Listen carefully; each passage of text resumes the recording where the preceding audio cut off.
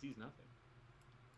Strange occurrences have gone on so far, so with the rest over, he breaks the window, hops in, and the party sees a note on the counter. Harlan has been abducted, most likely by the Skith assassin that tried to kill him and the party not but 10 days ago. And so after catching a quick rest, they head off right before dawn to a location right outside the city, where they did indeed see the Skith assassin and a relatively unharmed Harlan, more scared than hurt. After a brief smattering of dialogue and a very tumultuous use of a tongue spell scroll, they communicated with each other and eventually came to the knowledge that they are somewhat aligned in their goals. However unusual some methods may be in achieving that, but a tenuous relationship was struck.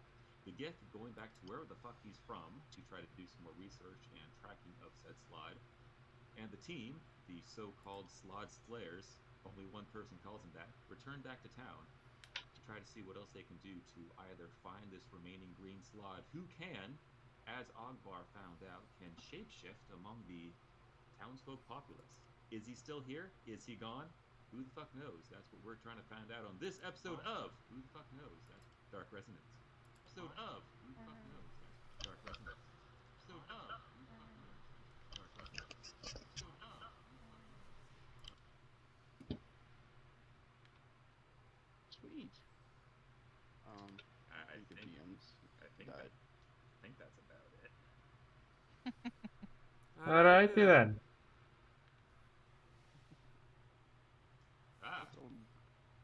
Just as I said earlier, in 15 to 20 minutes, there's going to be a blackout. Yeah. Well, there it is. But hopefully it's the last for the day. That's what always happens these days. And I'm fine, good to go. I assume you did the recap, or did you pause? I did it. I don't think I could recreate it with such vigor.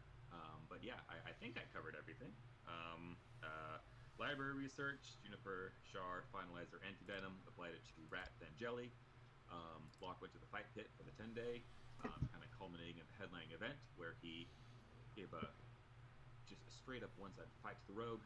Got very pissed off at that because that's not what pit fighting's about. They went back to Harlan's, found he was gone, went to where he is, found the Gith assassin, they spoke, went back, Gith disappeared. What do we do now? Alright, sounds good. But pretty thorough recap that I missed, but it's alright. So, you were going back to the city, of course, with Harlan, and you were thinking about your course of action.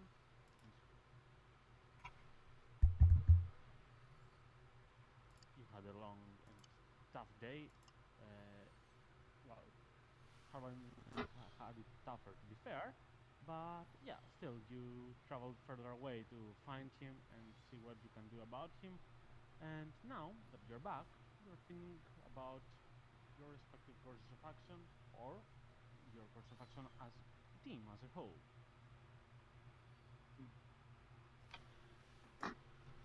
Of course, if you want to drink at the tavern, drinks are on Harlan. He will not ask you to pay anything more. Oh, I'm fucking taking advantage of that. Just go to the floor.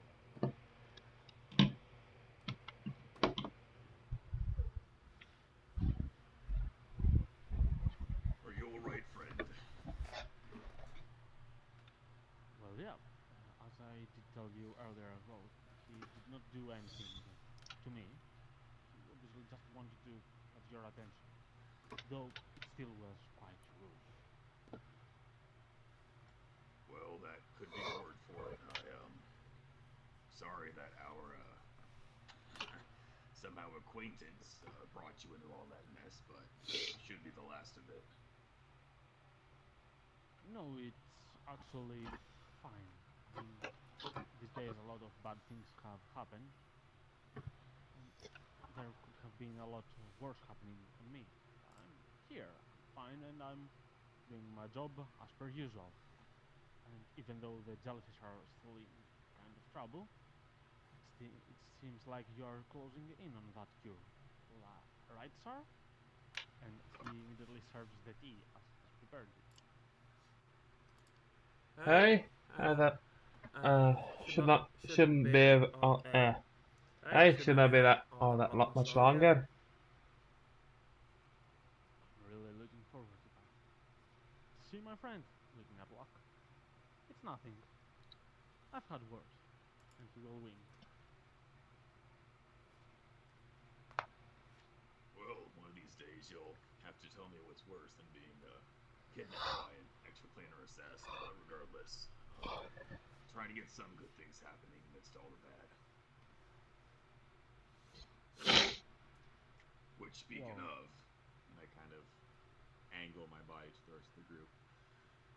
So while our new friend does whatever he's gonna do, what's our next move?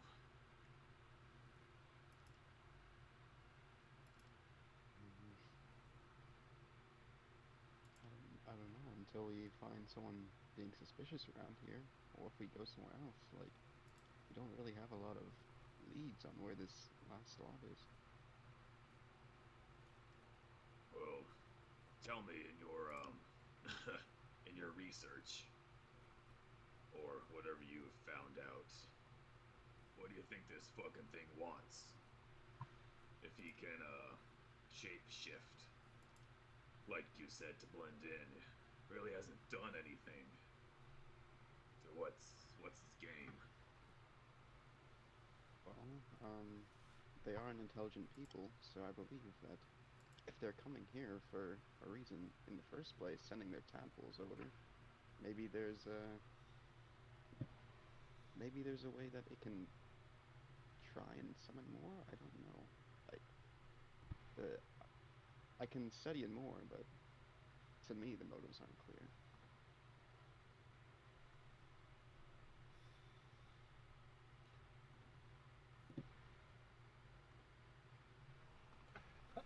Harlan will intervene at this moment. I'll say, I see all of your concern.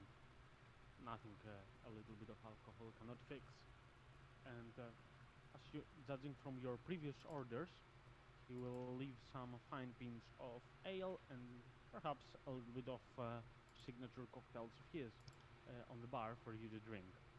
Count on me. I owe that much at the very least. That's nice of him. You, sorry about the window. It's fine. Don't worry. I'm alive and well. What should I ask for? I mean, should I ask for more? I mean, they could.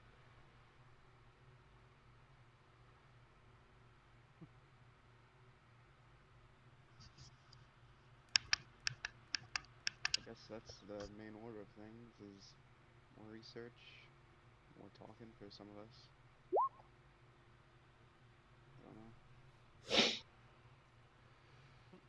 I don't know. Well, for at least for me and Jennifer, we got to finish what we started with a Firbolg friend, the herbalist. Yeah. Well, I guess that's a fair point. You have more medicine, whatever you're doing. And I guess in the meantime, Ogvar and I could try to see if there's any weirdos around, or I hate to think that inactivity is gonna let it do whatever. Absolutely. The feeling that it'll pop up. It's not like a regular person around here, so whatever that means for a place like this.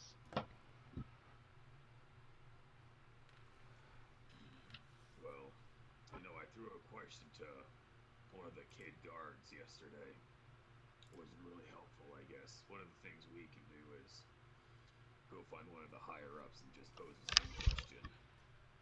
Yes, or, barring that, see if our go find one of the good, discreet friends in town may have noticed anything themselves.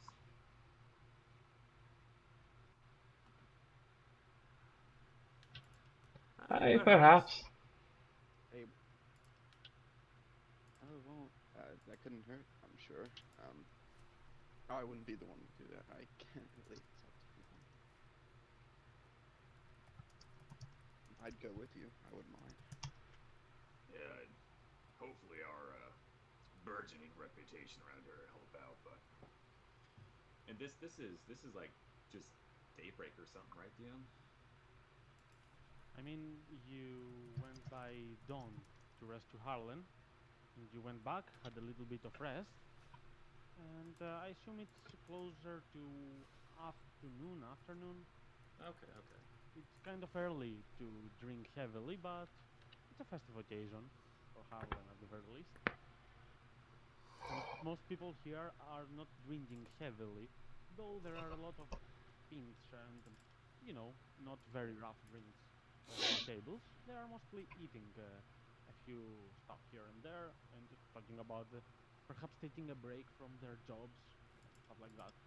You see people coming and leaving all the time.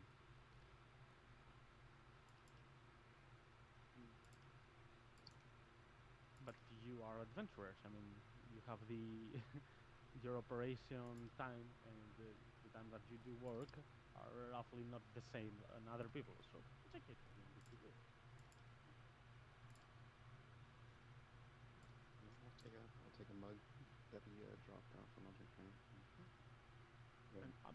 by that time, you would have noticed two kind of friends to you working in that bar. They will not say anything. They seem kind of sleepy in their own way, like they're taking their breakfast here. But they do notice you, and they will just nod, acknowledging your presence.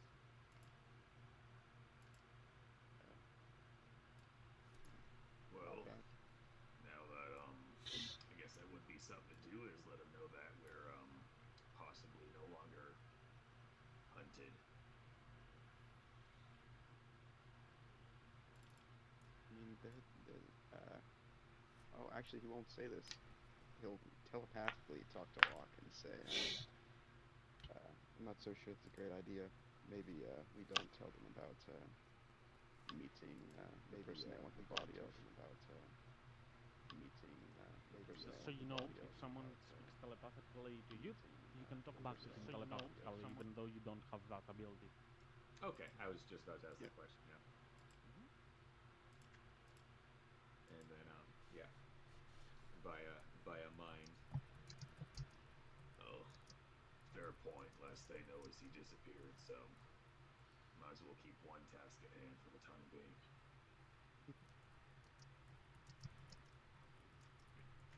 And then I'm going to down one of Harlan's cocktails, as it's a specialty of the house.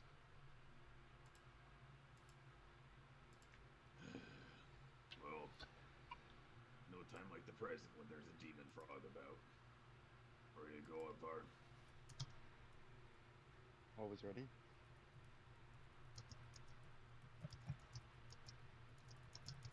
You two's gonna be here doing your medicine shit. I think that might be I think that might be for the best. I Ah, guess so. ah, after all, it's not just the egg that that it would help destroy. A lot of other diseases and things of that nature.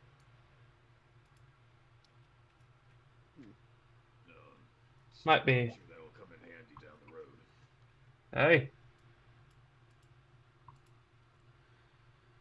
Oh, and Juniper, take it easy. I don't know if Harlan serves minors or not.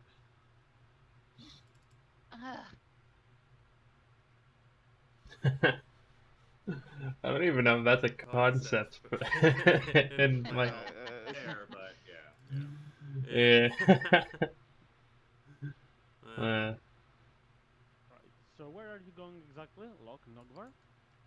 Well, it was my at least intent to, we've run into kind of like these guard captains here and there. I was going to try to find one of them just to, posit some questions to. Actually, it's day, so that would actually be pretty easy to find someone, and that would probably guide you to another. So let's go check on that, and then we will return to Sarah and Juniper. So, as you are outside, you would perhaps be able. Oh, I mean, they're already on the map. We didn't even put them; they were from before. But it's a daily routine, so you would see a red knight and the captain up there ahead, conversing about the patrols of the city and the news of the day. All right. After we come out of the tavern, in the whatever, just going to take a couple seconds to kind of look up in the sky and just see the weather, the clouds.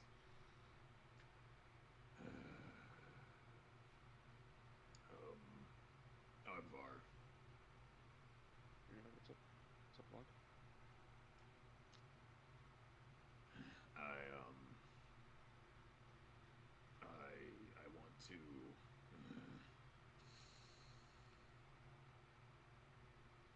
I want to apologize for last night. I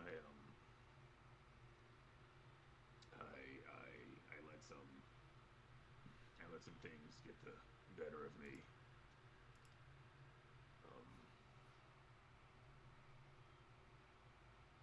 It's really okay, Locke. I know you've had bad experiences with, people of my ilk, and I've been buddying in a lot on your situations I shouldn't have been.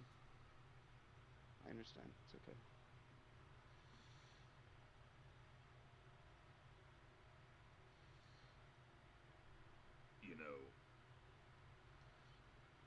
A couple nights back, we were talking.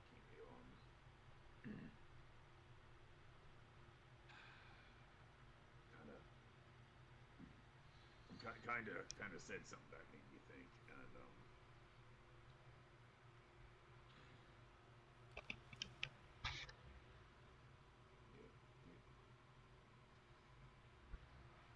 you are different. It seems.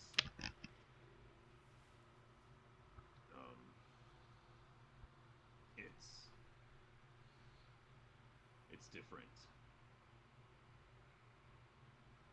and I am not going to go into it, but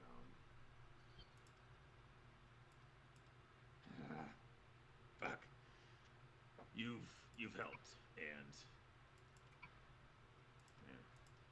whatever. Let's go. Appreciate it.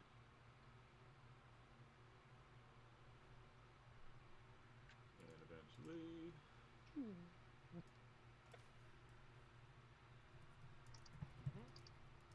Oh, hello there.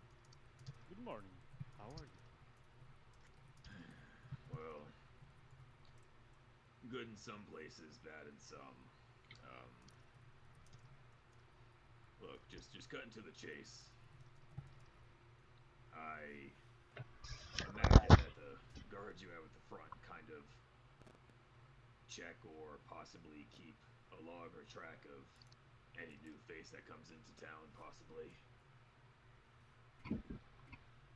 Well, we are not as heavily restricted like other more militarized towns, but yeah, we for sure get a good look at newcomers. Beware. What's the matter?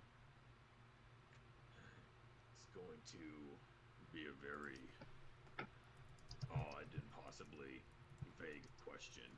Have you seen or heard from any of your guys of just an unusual looking person, either maybe acting strangely or just haven't seen around in before the past week or so? Yeah, maybe someone who didn't come through the gates, or maybe someone has a sudden twin that you haven't been used to seeing. They will be a little bit weirded out by your question, and the captain will start scratching his head. Don't think so. I'm not sure though that I understand what you are looking for. What's the matter? Did something happen? Do you want to talk it more privately rather than on the streets? I think that'd be best for the subject matter. Yes, exactly. I would appreciate that. So I do have some work to do at Tarion. You remember that deceased wizard? That I need to take away some final stuff from his house. Do you wanna accompany me there? It should be enough private. Absolutely. Yeah, certainly. And the red guard will nod to the other. So that please. And the captain will take you at a place that you have seen in the past. As there have been some evidence markings and a lot of the furniture is now missing. But he will, as the red guard captain comes there, he will clear some final stuff out of this mess. And so, now that nobody can hear us, what exactly happened? Please keep no information out of this. It's important that I do know. Yes, well, we went down the sewers again, as you, uh, like, clearly know before, because we cleared it with you. And we found more evidence of, these, large frog people that have been, crawling around down there. And we did a little more studying because the only footprints we saw leaving were of humanoid, unfortunately. It seems that one of the types of these Slaads can change form, and we're worried that it's in our midst right now. I guess one of the bigger questions for that is what the fuck its intent is, as unless you can say otherwise, we haven't heard of any rash of deaths or disappearances in the past, week. But there's a chance that it can shapeshift, and well, that's Oh my. fucking concerning. Tape shifting? For real? Oh my. We used to be such a calm town. You know, even though we're bigger than a village, there's not much to be concerned. People here know one another. It's a small circle. And, after all these murders, we're now talking about shape-shifting entities? That's gonna be hard. And on top of it, the strongest wizard that was here is now gone. I mean, I don't really know how we could, understand if someone is in his true form or not. Well, I can look through a couple of his books here, see if I can glean anything. He was researching this before he passed, I believe. We have taken most of his books into custody, though we did not find anything useful, and as he was a scholar, we have returned them to the library. I believe there will be some new books you could read if you go there. But no, I'm really hoping you do find something helpful, because if not, I'm not sure what we are able to do. Right. I'll have to check that out. Well, just be on the lookout for something like that. Keep tabs on who's coming in and who just shows up, I suppose. Alright, I'll do that. Yeah, I think if anything, just tell your men to be on the lookout for anyone either acting strangely or looking unfamiliar. It's a relatively small town, I hope that wouldn't be too bad. In regards to the assassin, the youth, We have not seen anything since he disappeared when we were fighting him that night. I don't know how much that would have taken out of him or whatever, but if this Slaad is hiding, then maybe he's possibly given up.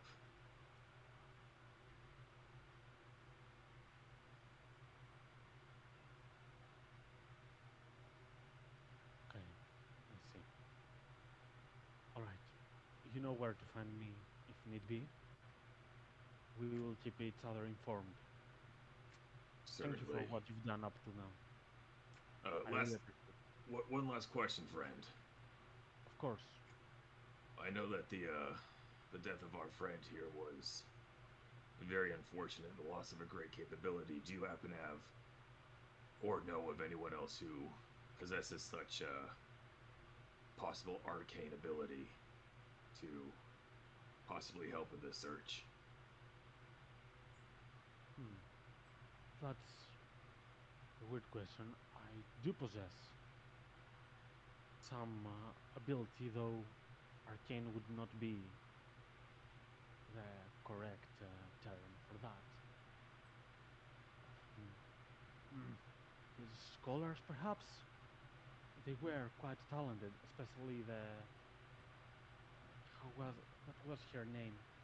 I don't remember her name, but the tiefling one was really talented.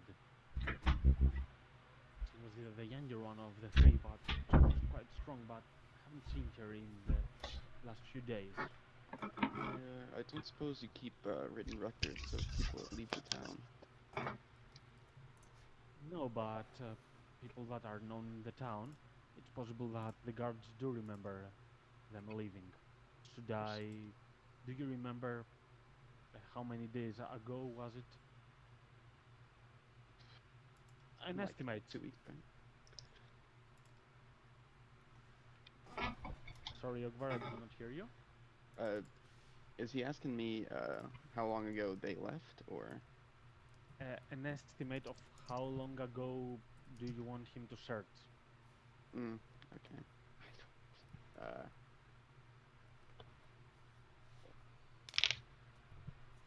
Roll me an intelligence check. Yeah, I have. Yeah. I'm sorry. Let's see with the memory of the character. It's more normal.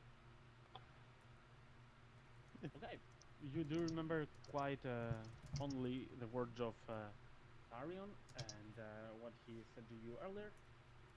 So, though you don't have an accurate guess, and that's why you're obviously asking the Red Knight Captain, it would be a fair assumption to say from 2 to 5 days ago, somewhere between that.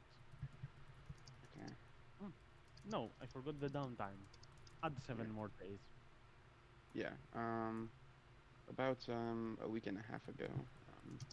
Between then, like, just search between there, like a presence of 2 days, maybe. Okay, I'll see to it.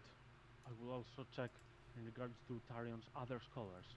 And though I do not believe that it would be very fruitful, it would perhaps give you a clue if you went to the church.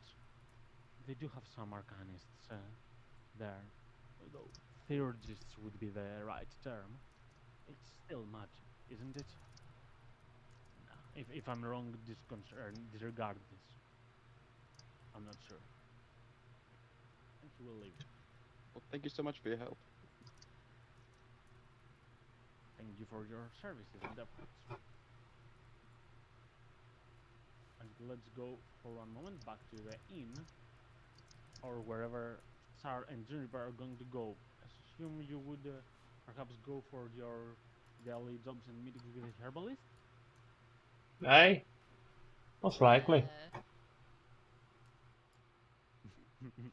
I guess so. Juniper is always so good at taking the calls. Okay. Saar, are you back? Because you're muted. You did say you would need BFT. That's why. Ah, sorry. Okay. So, are you going to the herbalist for the final tests? Aye, most likely. Okay. So, you would perhaps once more meet him from outside the gate, where he would be packing some of his merchandise on his. Well, it would used to be his primary job, but these days selling was his side one, as he was more focused into the research that you all three did together. And sure, I would like you to roll me a check with your alchemist supplies, with intelligence, and Juniper a medicine check. I'm sorry. Oh, a medicine check? Yes. Or a herbalism kit, I guess that works as well.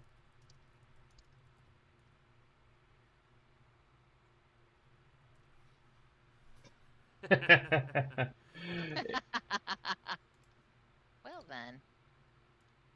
Okay. So you will, after several days of trials and efforts that you all have managed to do, you have managed to create a successful antidote for at least all the animals that will be affected. It's not 100% sure that if that would work for human trials, but you're getting there, real close. And final testing on a second rat will be also successful. However, you will not be able, Sar, as the alchemist in this team, you will have a little bit of trouble finding out ways in its mass production. It will seem like it is very much plausible, but it seems to be taking more time than expected for you, and you are actually kind of worrying that you might not be able to meet the deadline, not for the people you have 3 months, but in regards to the jellyfish, you seem quite troubled, as if you would require some assistance or more money to spend in the funding.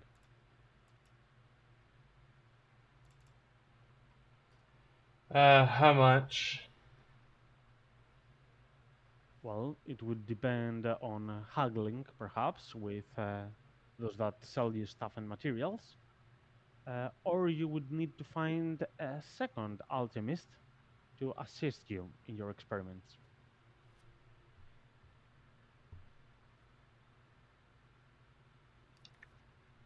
Uh, can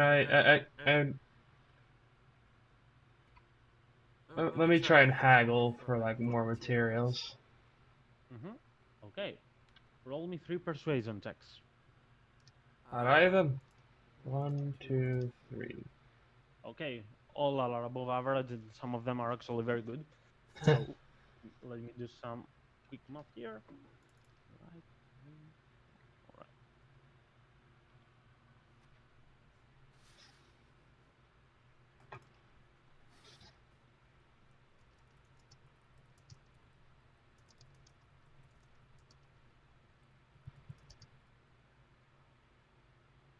All right, so that will be 50 gold pieces. It's actually a hefty amount, but it seems like you are going to make most of it back in profit later on.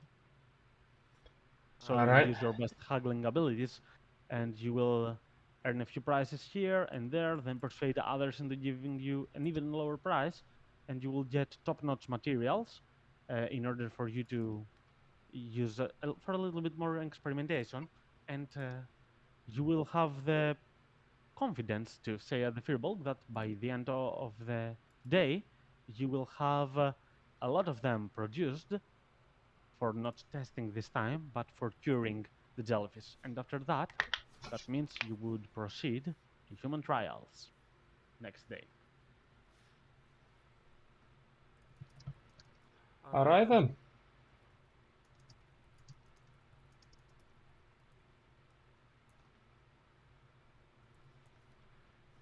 So it will be quite a cheerful day for you, and not you only, Sar, all you three actually, the Firbolg, Juniper, and Sar, as this is one small checkpoint that you've reached in between curing fully the disease from humans as well. But it's the first day that you will get to see positive results on a grander scale, as you will be able to deliver your acquaintance Harlan with some pretty nice news. Alright then.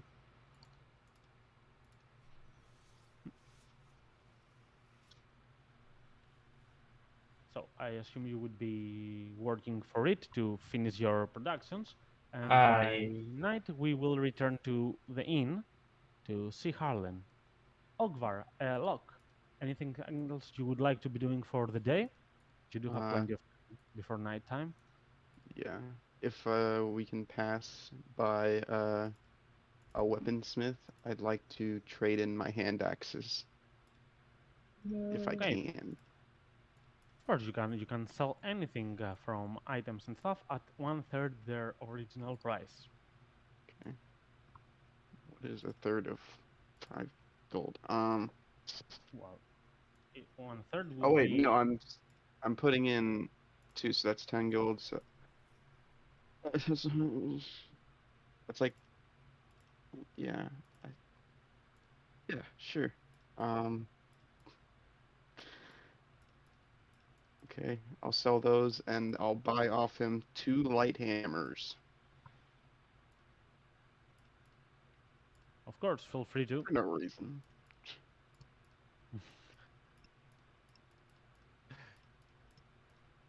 And What I'll is thank your him. problem with the Primaval guy? Shouldn't have come from Primeval, man. First mistake.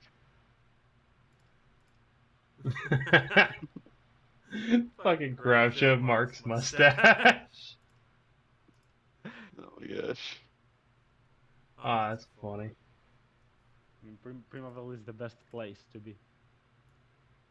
So, of course, there are several weaponsmiths, though, as you have been a fighter for a long time in your life, you realize these are not of the highest quality, and they really have a bar they are able to reach, and not more craftsmanship than that. Which, to be fair, is quite common for humans. They vary amongst one another, but as per usual, dwarves and elves are the best craftsmen.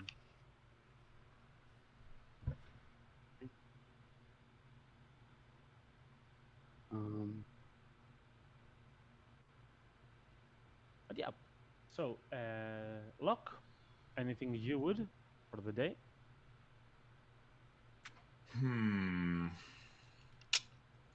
Well, I do own 2 guns, but I can't sell them, so.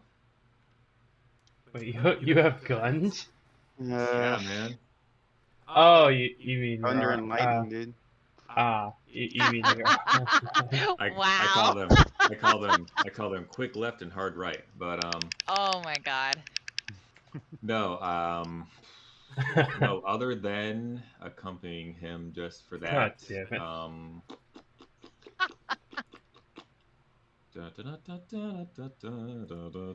No, I mean, just a quick inquiry. What would armor or weaponsmith, so not armor? Maybe just kind of like what would just some fucking bracers go for? I guess. Bracers for your arms, you mean? Yes. Stuff like that? Okay, let me check a little bit on some prices.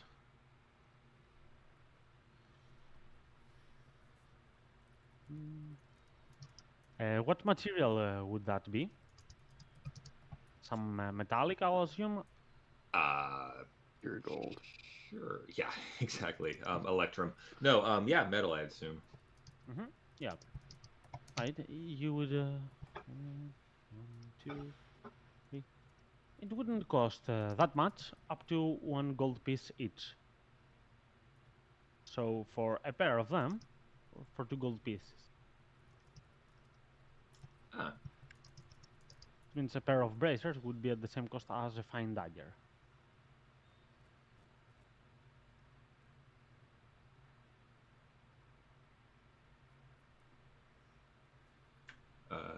Cool. Yeah, let's rock that. Sweet.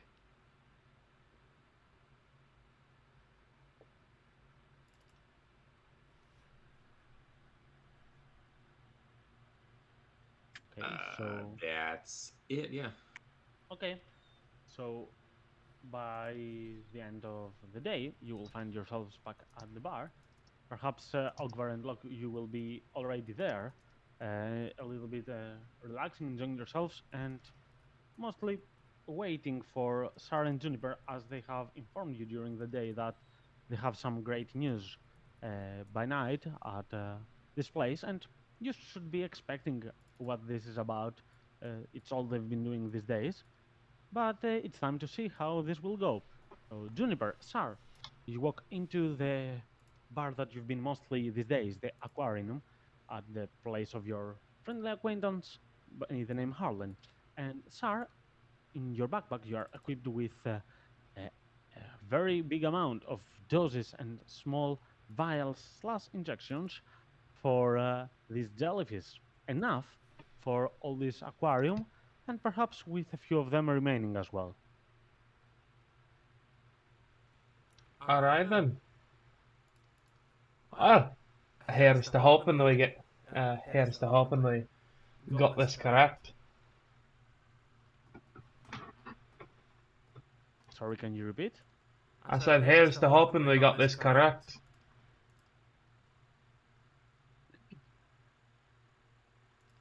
Are you saying that to Harlan or Juniper? She's saying it more to herself. Oh, that makes even more sense, actually.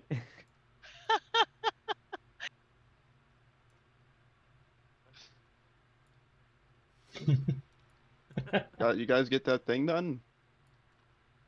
Aye, hopefully. All we got to do is test it, and then make enough to where we can give it to whoever's sick.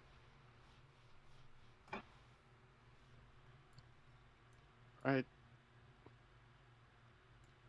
So Harlan will greet you once you reach closer to the bar, and will say, "See you with a full backpack, hearing about preparations. So, is it ready?" As ready as we can make it, yeah. Oh, thank God. Go on, go up ahead and start trying it.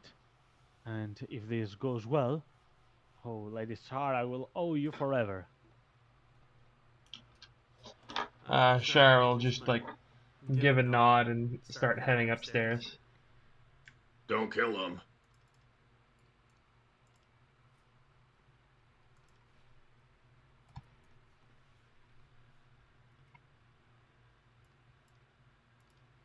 So, with the help of Juniper, Juniper being the one that has mastered the art of grabbing jellyfish by this place, she will grab jellyfish one by one for one moment, not outside, as we have learned that they die if they go outside water. Of course, guys, we have learned a lot in these sessions. And yeah, but she will grab them closer to Sar for you to point the injections. And one by one, you will start doing this. So, Sar, I would like you to roll me a medicine check. That's not for managing to do this, that's mostly for making the best out of the number of shots that you have. Alright then. Let's see. I mean, this operation will be a success regardless of it, but there might be some shots remaining if you. All right. That means Yeah, you it's are. average. Yeah, it's average. You are quite efficient at this. Obviously, when there are numerous of subjects to be, I, I'm real tempted to say vaccinated, but that's not the point. But, but yeah, after several dosages, you might waste a few of them, but that's a very low number. So you will get around 5 sets of them remaining, which should be a very reliable amount to continue your human trials next day, with obviously some parameters changed. But already, as you start doing this, when you finish this button, before you go down below, you will see this place lighting up a lot brighter, a lot fancier than before. Like the jellyfish are going brighter than they did these days. You did not come to realize up till now, but they have been slowly fading out, becoming darker and darker by the day.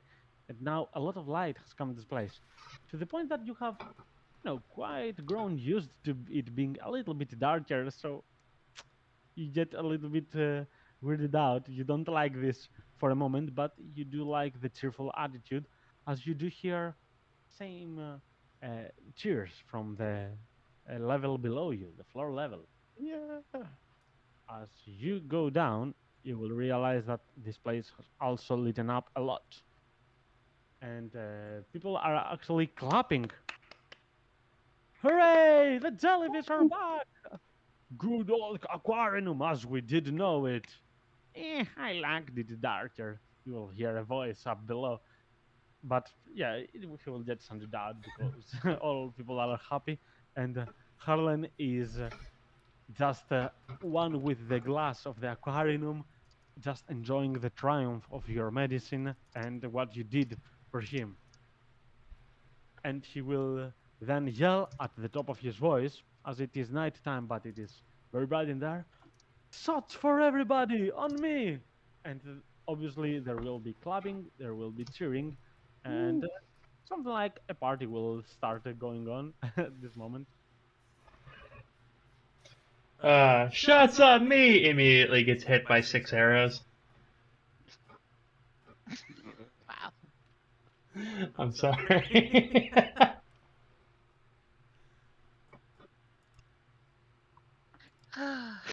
So yeah, the cheerful attitude will perhaps lead a few more people to join because they will hear from all the cheering coming from this place. So they will come inside, and you would also see an older friend of yours. Well, friend is something that Ugh. you want to say, but yeah, this part would be playing, and as he comes closer, he would say, "No worries, I won't do any tricks today.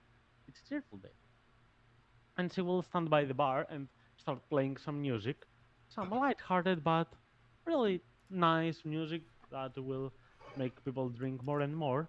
And while Harlan seems happy at it at first because of this, he understands that he will perhaps lose a lot of money today. He's got business. But it, his business is saved for the future. His jellyfish are fine, so that's okay. He can accept that. And he will say to you, Juniper and Saar, I really appreciate it. I would hug you, but I know that you don't like to be hugged. Talking at Saar mostly. Go to your table, and I will do my best to provide some unique service for today. And he will start producing some cocktails, but through some materials that you haven't seen before. Is he about to poison us? Boys. Ugh.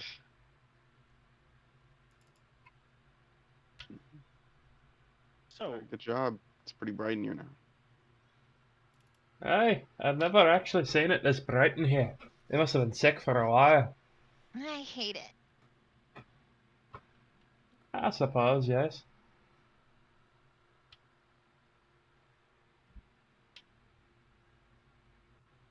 so Harlan will come closer with a cocktail. And Juniper, I want you to roll me 1d100. Oh. 39. Okay. Let's see what that is. He is gonna poison me.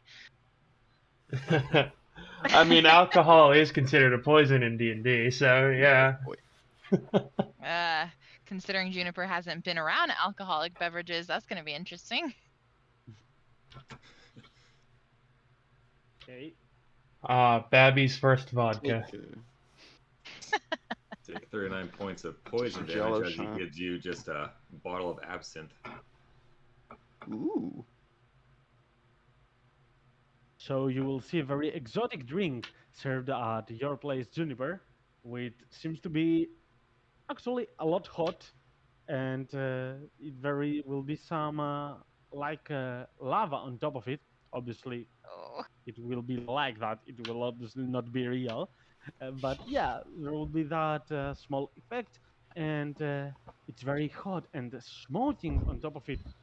At first, you seem weirded out because you haven't never drunk something like that, but you will say, "No worries." Even though it seems very hot, it's actually quite refreshing after you drink it.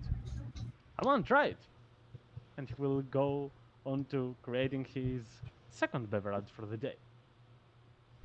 Mm. Worst kindness. Well, you know, Juniper, if you don't drink it, he's gonna feel bad. Peer my pressure at God. its finest. Oof. Oof.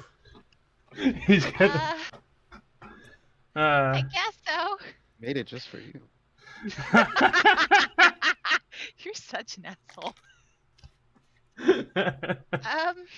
And she'll bring it to her lips and kind of like smell it and try it. I guess it's not that bad. Oh, that's hilarious. Alright. She'll chug it. just straight chugging it. All right then. Well, that's a rather interesting effect on this, on the alcohol. I wonder if I could recreate that look with my alchemist tools. Man, you guys, Locke, you drink this? I don't know about that one specifically, but it helps.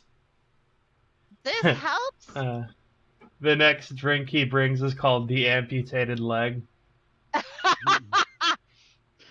Damn, Shar. Yeah, because more than You as one a in your bartender. more than one in your flat on your ass. Okay. Shar running a tavern, I can only imagine.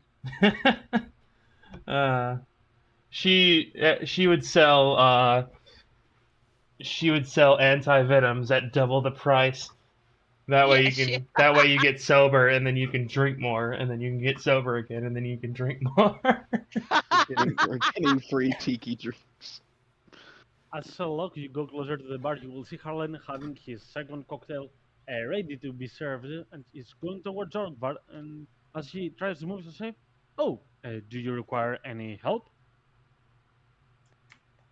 I just won your free, just give me 2 straight whiskeys. All right, one moment to serve this, and I'll be right back. And he will come closer to Ogvar and leave at the table another red beverage called he will say this is the Royal Decree, occasionally also known as the Dragon's Decree. This is actually a cider, though this color is from some strange materials that are used in its brewing process. It's actually said to be made by a tribe of kobolds. Enjoy this, Ogvar. Oh, thank you. Thanks you a lot. And he downs it. Very good. And he will go back and, of course, pour 2 glasses of whiskey and shove them in front of Locke and say, "Are you sure you don't want any cocktail? Today is a special day. It's on me, of course." No, definitely. Just make the strongest thing that you can do and leave it at my spot. I just got a quick bit of conversating to have. All right. Okay, since you want the strongest one, I'll leave you for last. And he will wink as he will start preparing Char's drink. Char, roll me 1d100. All right. Right. It's either really good or really, really bad. It's not that if you They're roll all low, good. it gets bad.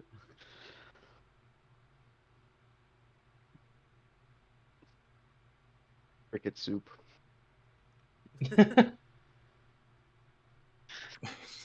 Water with a crushed Ambien. Gosh. Tylenol concentrate. Okay, Sar, as you see Harlan preparing your drink, this time there will be something different you will notice.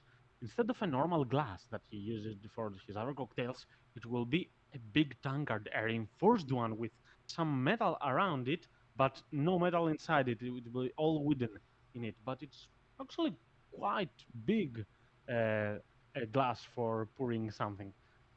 Which will strange out for a moment, and as you come closer, he will say, "This one is called the Rust Monster Moonshine. It's not actually made from rust monsters, but it has the rumor that it melts metal, and that's how it gained its name. It's actually dwarven in origin, and it's quite very tasty. Here, enjoy it." Apparently, Harlan is only serving the red beverages today. Well, red's a very striking color. It was a red Slaad, so that's why you get to drink red drinks, I suppose. We don't have any teeth fillings.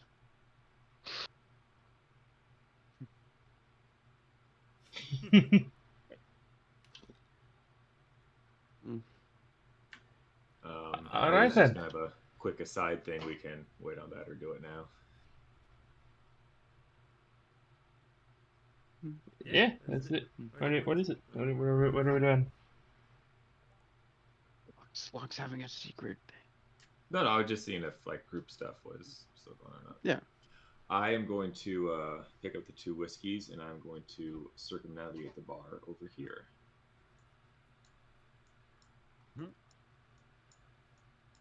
As you do that, Locke, you will notice that Harlan is looking at you, then back at the drinks. Looking at you and back at the drinks, like he has thought of 2 drinks, and he's not sure what to serve you between the 2.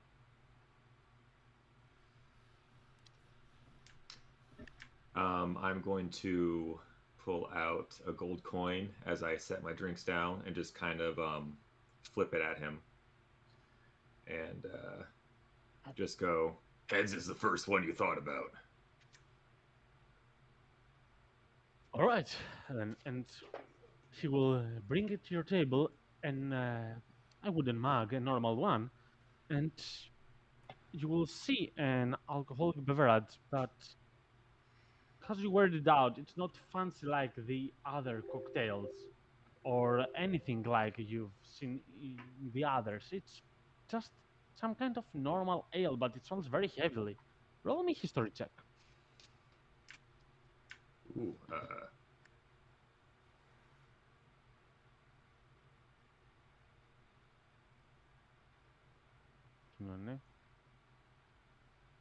Right, so you will not know what it is, but it's very strong in alcohol and it has actually a very heavy taste. Well, I do not like this specific one for myself, but you asked for the strongest one, and to be fair, it is for sure the strongest one I have. Enjoy it, Mr. Locke. I will. You always take care of me, friend. Ah, that's nice. Honor. However, if you drink it, I would like a constitution save for that. Yeah. all right, I was just anticipating its reputation. I was not going to drink it yet. Okay, fair enough. Tell me when you will. Okay, yeah. After getting it kind of putting aside, I'm going to sit at the stool right there and take one of the 2 whiskeys that I had and just kind of move it over in front of the lady to my right. And she will say, "Oh, that's nice of you, especially if you had paid for it." And she will smile. Well, I think we've done enough to warrant it, but just consider it a small thanks for last night. I'm still interested as to the why for that.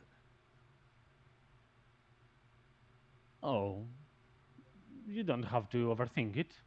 I bet for in your favor, so I would not like you losing. I mean, I did nothing. I just cheered for you, didn't I? Well, it felt a bit better than the normal cheers I'm used to, but still, yeah. I'd be careful about doing that around sanctioned matches, though. You know, I've noticed you lately in this in Green's Tavern. You were quite there a lot. You have a strong build. Your muscles, uh, even if it was not for your heritage, you seem to have spent quite a lot of time training, and that can help you reach some certain heights. But in order to do that, you cannot do that alone. You see, this is a small tavern. I'm not talking about the aquarium, obviously. I'm talking about the other one. But still, the arena. I don't know. I find it a very nice place. To some, it may seem concerning, and it's the adrenaline, but to me, it's actually calming. Seeing people fight aloud, but knowing that no one will die to this, they are free to explore the 100% of their capabilities and strengths. But at the end of it, even if you smack an enemy at his face, you're going to shake his hands and acknowledge his power. I find that very soothing.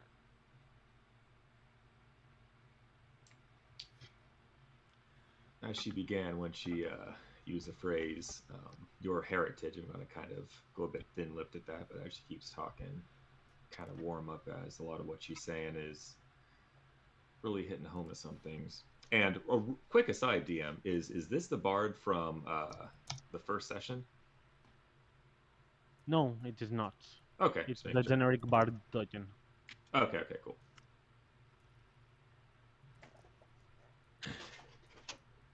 Well, it's I'm glad you find it that way. That's really the core of exhibition fighting, as some people call it.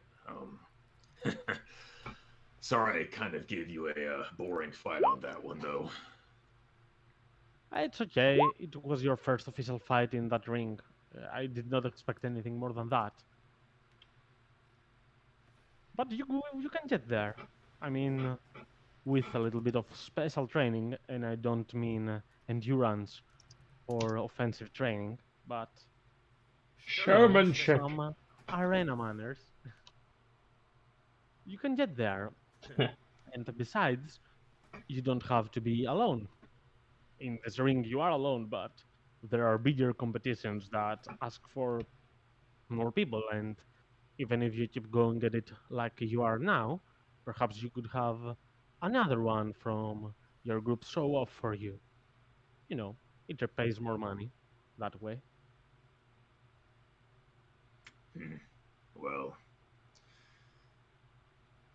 I guess if I do go back there and kind of take it up again, I'll hope to see you in my corner again.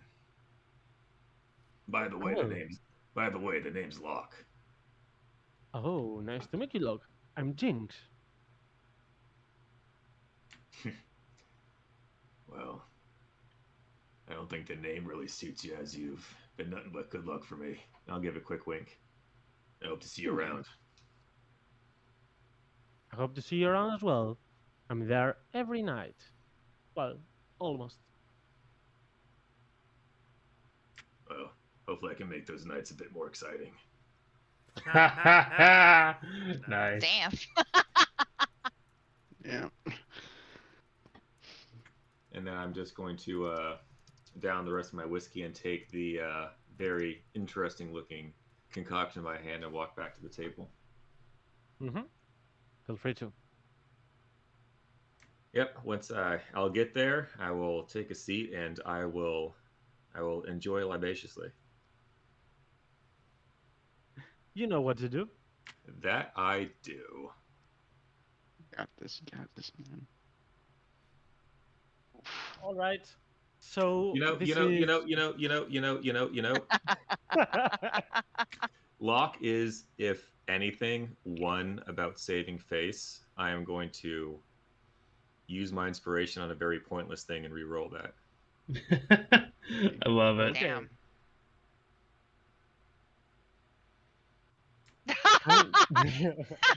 Meant to be. You know Can I what? grant you inspiration for using inspiration in a useless thing like that?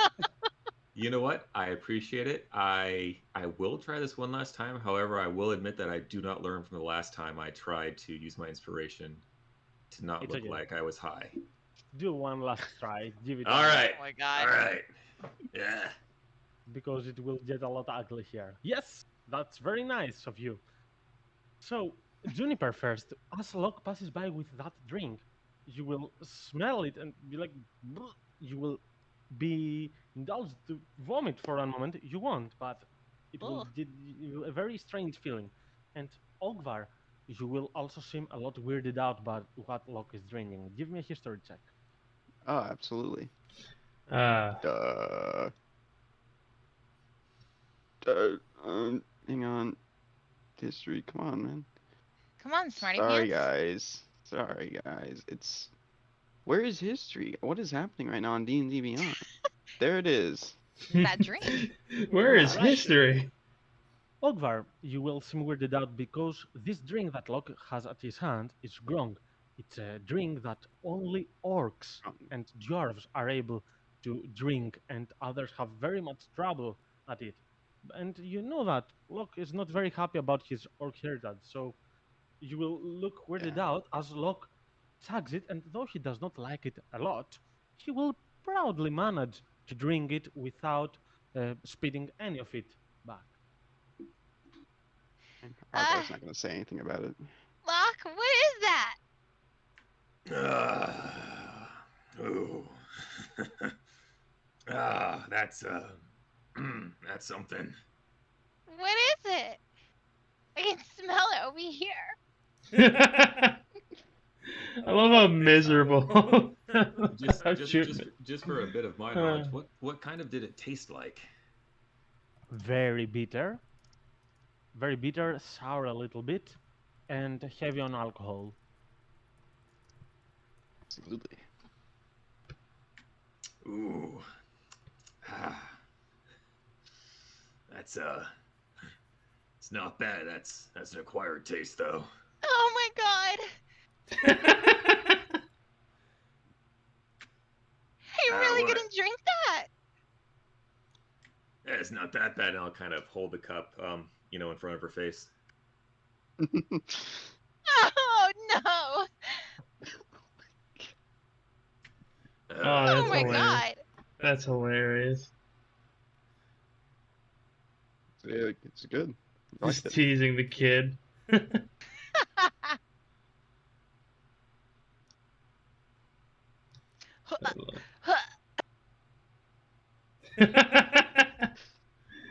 Oh, that's funny shit. All right. You're from a swamp. I'm sure you smelled worse. No, and I feel like you should be concerned about that. That's actually a very valid point. Mr. Croak probably smells worse, not gonna lie. He's probably dead by now. That smells strong. Look, I don't think that's good for you. I love it. No, that was all right for me. Oh my god. I don't think that's good for you. No, it's very bad for you. That's kind of the point.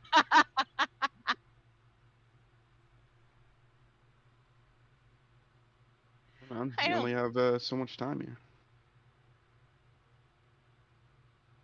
What? All right. Well, we got those Oh my floaty god, fish it's on your things done. Ah. She's just gonna crawl over the table to move between you two. All right. Sorry, Juniper. I don't see a kiddie table at the bar, but all right. I can't even look at you right now. So we got these fish things all healthy. We didn't really get much in the way of trying to find this possibly shape-shifted Slaad or what the fuck ever. At least the captain of the guard's aware of it and keeping an eye out, though. For what they can. That's good. You still got to fix it up for people, though, don't you? I think jellyfish are quite different than folk around here. Should get to be should be able to get to testing on people in not too much time. But you're correct about needing to do a few more tests.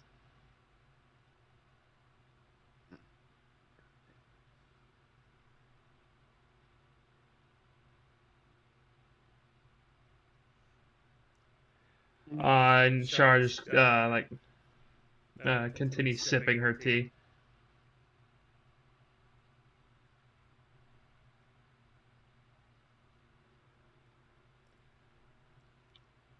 So, And let's say that Harlan will come closer by that time and say, "So, is everything fine here? Are you enjoying your drinks?"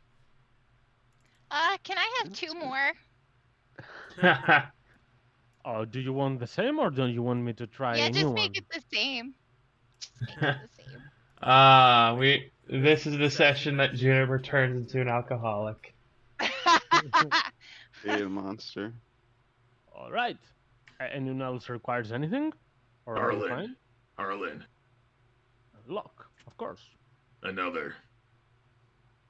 Oh, The God. same, right? Yes. All right. I'll be right back. I'll have what he's having. Oh, God. Ogvar, why? It's like Thor. Another smash. Sorry, Ogvar, did you say you want locks as well? Yeah. All right. So, 2 cups of grog immediately at the table, and 2 cups of volcano's bitter for Juniper. And as he serves 2 to Juniper, he'll say, "Easy on them. They might not be as heavy as grog, but they sure are heavy." It doesn't even matter. Juniper's And she'll just heavyweight. she's just gonna throw him back. Oh, that's rough. I just need the smell to stop.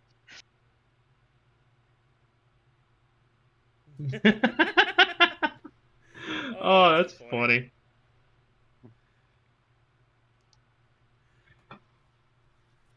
Yeah. Sure. It will only be after Juniper drinks both of them that she will use prestidigitation to make the smell around Juniper like roses or something.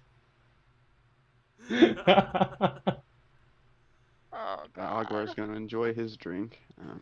I was gonna say real quick, as we get the our respective drinks, I'm gonna give Ogvar a quick side eye and kind of in my hand kind of hold it out to him.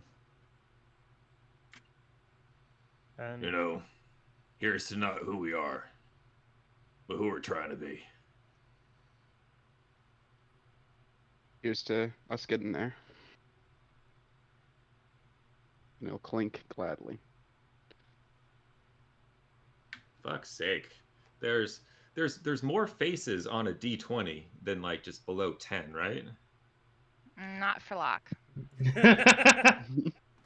Ouch. It's like I think there's like at least 2 faces, right? Locke, by the way, since you did manage the first save, I'm okay with you not vomiting on the next one, but you can obviously, since it's a heavy alcoholic drink, you can get drunk by it. All right? Hey, I'm down for that. It's up to you. If you want to roleplay you going wasted, go wasted. If you want to just get a little bit drunk, go for it. I'm fine. Does All Locke right. even get wasted?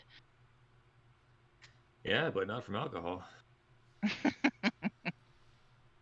What is the name of that stuff that that you bought in like the second session? At this point, Harlan will come for one moment, hearing what Juniper said earlier, and he will say, "I'll leave this here," and he will leave another cup of alcohol in front of Juniper. You don't have to drink it, but you will be happy for a moment, since this is a drink that you will say, its name is Thunderstorm, but the reason I'm serving this is not to drink it, but you can drink it as well. It tastes nice. The reason Wait, he's what? serving it is this. It has a very strong smell, so it kind of covers the bad smell from the other drinks. Ah. That helps a little.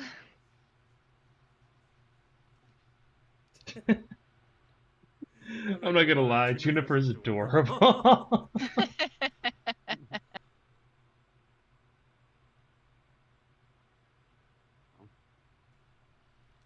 So yeah, the night will continue like that. A little bit fun here and there. Music from Jinx will continue to be playing until late at night, with a lot of people coming by and going.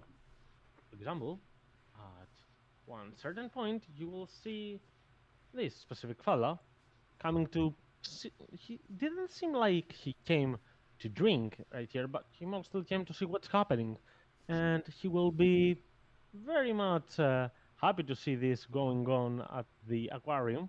So, and he knows that what have you been working on lately, so he will come and join you at the table for a moment. Hey, oh, greetings. It seems like you did it, didn't you? Looking at Saar. Who is he? He's Well, a you newer companion. do know my face. Isn't that enough? You've seen me around, haven't you? I don't know. Things are getting blurry. Oh, that's cute. Congrats on your new jobs, Miss Saar. Uh, if if I may, since this job is almost done and hopefully everything will be back to normal soon, I do know that you've done a lot for both the City Watts and for my friends here, which may sound weird, but it's a truth that I cannot deny. If you are willing to work for a little bit of money, perhaps we could have just the right job for you. But be sober for that. And he will wink and smile, drinking a small ale to your names. Have fun. Right, so you too. It's a day to celebrate.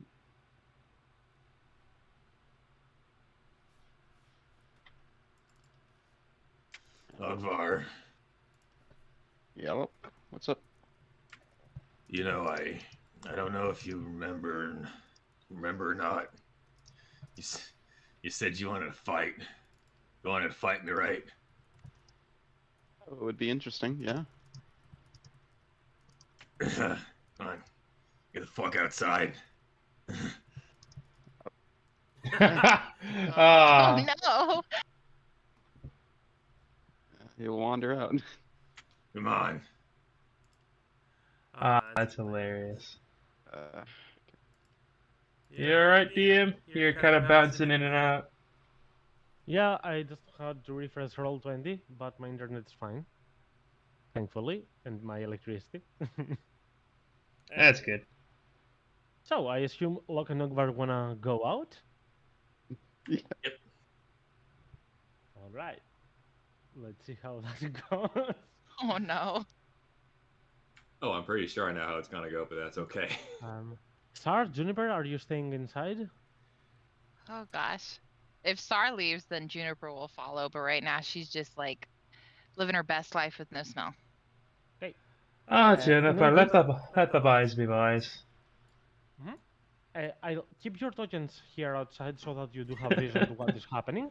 But let's assume you're not there, alright? Yeah.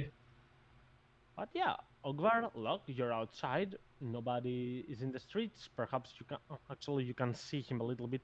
There is a guard down here, but other than him, nobody else. And the cheering and the crowd from inside the aquarium is actually enough to stop any other sounds that is coming from this small town of Pennfield to, echo away. Hey, look, how do you want to do this? Do you want to just fisticuffs or what's the deal here? Yeah, get rid of your fucking weapons. This is a man's fight. Alright, he'll throw his maul down. God damn. Look, roll me an intelligence check. I know it's not perhaps the rightest time, but do it.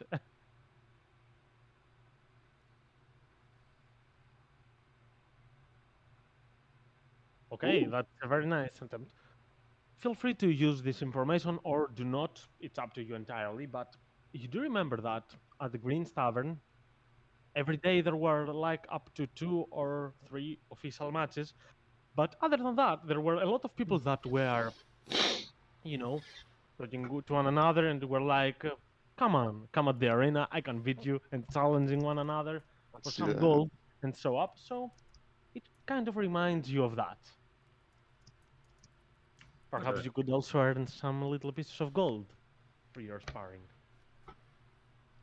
Yes, Shut up, that's Shar. correct. Shut up, Shar. It is correct that you would have disadvantage, but it's okay. I've shared the information. I don't want to take it back. It's fine. I'm sorry. I'm not, Sure, but sure. So Locke's just standing there, kind of akimbo, just swaying slightly, looking at Ogvar as he kind of doffs his weaponry. You know, back when I did this for a living, if there was any issues between the house fighters that were putting together, get it all out, you know. Yeah.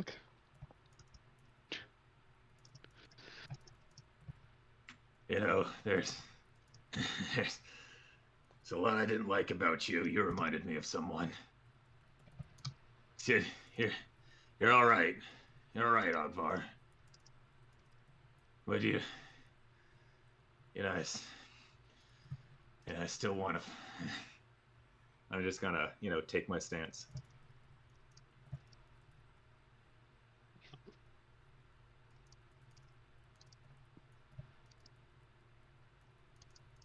Come on, you ready?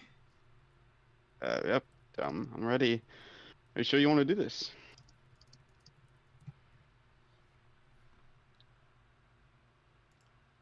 And apparently he will answer with his I fists. was gonna say, yeah. The one to play. Right after that question, I'm going in.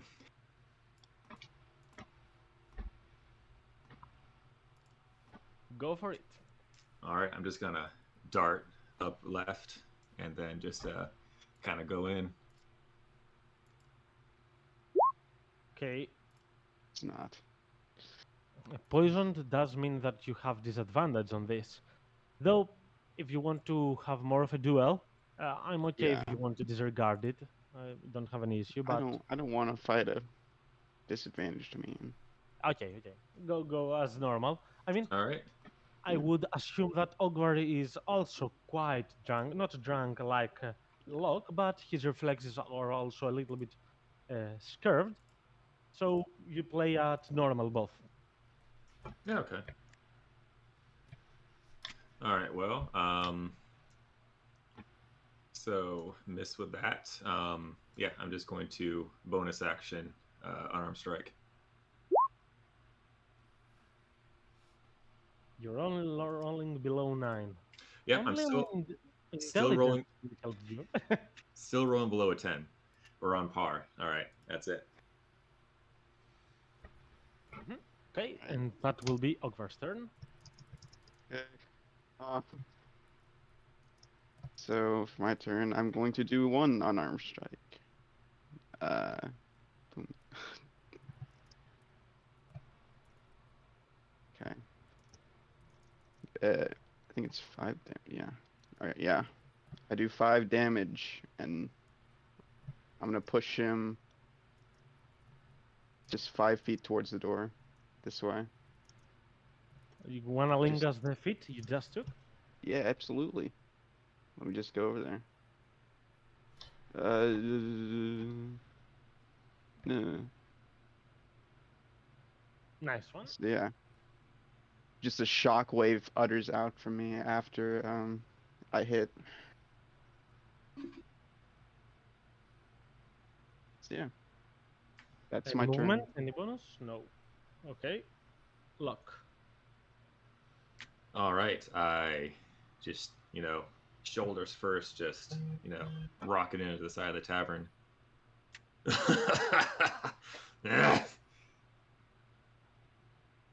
Ooh, no, not on top of him. Or perhaps indeed. Whew. Yay! Yeah. Ah! a nat 1 and then almost a nat 20. Right, 6 points of damage. go towards Ogvar as after shoving him behind, Locke will immediately come back a little bit recklessly, but will manage after one miss a solid strike on your armor that you can actually feel, Ogvar, as Yeah. you play now. All right. And after that, I'm gonna stop playing around. Well, aim right for his face. Big unarmed strike. It doesn't hit. I'm actually gonna action surge and try another hit. Yes. And that's another 5 damage. And yeah, that's it. Okay. Locke, as Ogvar overextends, he's not trying to imitate you, but he doesn't seem to have the same speed as you in your strikes. But for this moment only, you will see him exceed his capabilities and manage a second strike in no time that will get you off guard, as you will stand close to your stomach and you will spit for one moment in anger.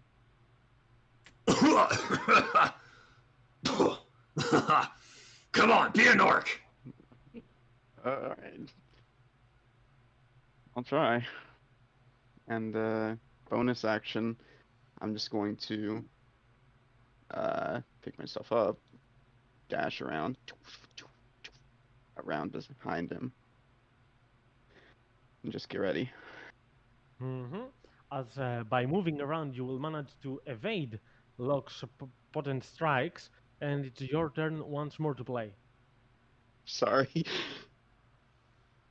Okay, I'm gonna try and punch him again. It's not an arm strike. That doesn't hit, right? No, it does. Oh, Barely, but yes. just another 5 damage.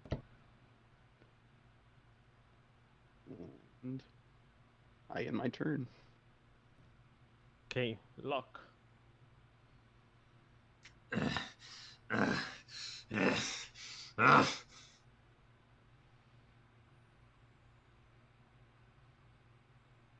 Yep. Ah, fuck! Finally hit with the first one. Crack. And then, yeah, with that, I'm going to spend an adrenaline rush point Ooh. and do my flurry of blows, which I always get tongue-tied. I'm going to rename that one as well later. Mm-hmm. Oh, 2 good strikes. Yeah. 76. Locke jetting back at you, Ogvar, as he tells you to be like an orc, and you manage to strike at him. He starts focusing a lot more, and for one moment takes a deep breath. 1, 2, 3. 3 strikes successive, but all hit on target. One close to your arms and shoulders, one cheek in your legs, but you manage to stay up, and one more strike closer to your chest. And you have the open hand technique lock, so you can probably take advantage Yeah. of that as well. Thank you. Because I'll tell you what, and I was telling my wife this a little bit ago. There was a point where the rogue was shooting crossbow bolts at me, and it wasn't until after it was all said and done, I had completely forgotten about my deflect missiles skill. So thank you for reminding me. That's okay, no worries.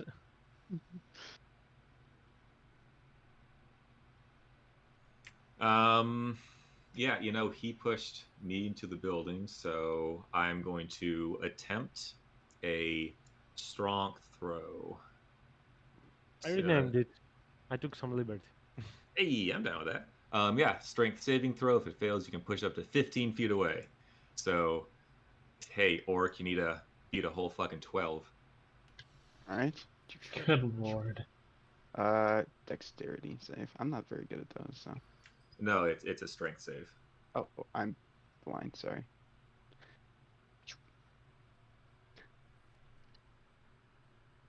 Ogvar has Alright. been rolling I'll use a amazing this strength save for session. the 15 feet. Okay. Okay, doubling the save's a bit of a show off, but okay. You can do one more attempt because you struck Yeah. twice with your flurry of blows. Ah, yeah, okay. Yeah, do again. The same one or the dexterity one? No, same one. You need a All right. 5 or lower. Got a 12. Ooh. I don't. That second one almost gets you thrown away, but at the last moment you will put your left leg behind you and you will balance yourself as you are ready to counterattack. All right, not messing around anymore. Okay, I'm gonna tap into my orcish heritage and get some vitality back with my second wind. It's there, but that's 5 points I didn't have. So.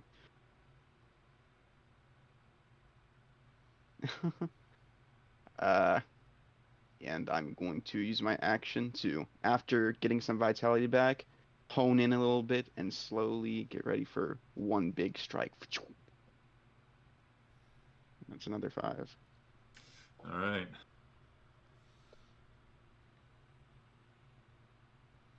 You can actually, I'm pretty sure you do remember, but just in case, you can actually use psionic strikes on armed strikes. If you want. I didn't. I thought you couldn't. All right. Well, I'm gonna actually. No, I'm not gonna do that. I'm not gonna do that. It's okay. It's okay.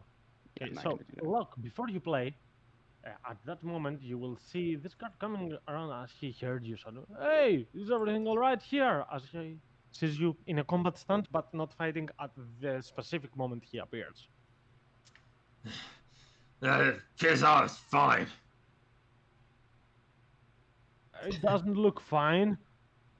What are you, drunk? Extremely, yes. What are Looking you, at both. fucking asshole? Just a small brawl, solving some issues. Oh, I've seen you together. You are friends. All right. Just keep it plain and easy, you know. Nothing big. Of course. And he will go further away. Right, sir. But Ogvar's saying that much more strange because he's hurt. Look, it's your turn to act.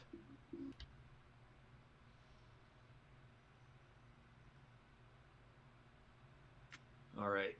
I kind of take a stance after that, and I pivot my hips, but right before I throw forward, I'll just kind of hold quickly. No.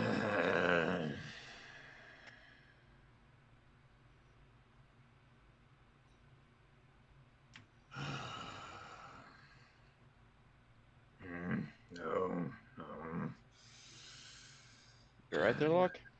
Come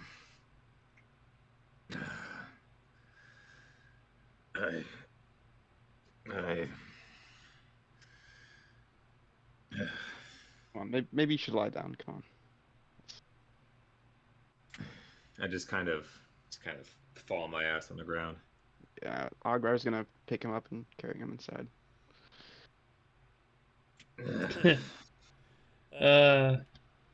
Please tell me you pick him up like with the arm underneath the knees, one behind the back. Oh no, he's carrying him like a sack of potatoes. Oh, just over the shoulder. Nice. Walks back into the bar.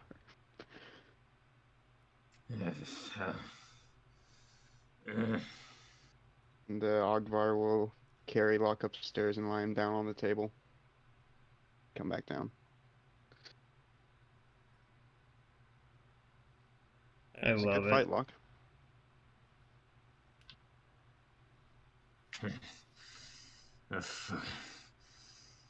If away from mother. Hi, Locke.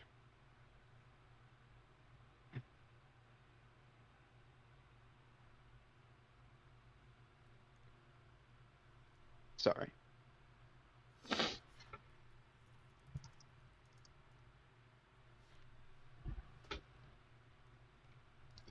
as you guys pass, Shar just asks if you guys are okay. Yeah, we ended it a bit early. We didn't want to bash each other's skulls in.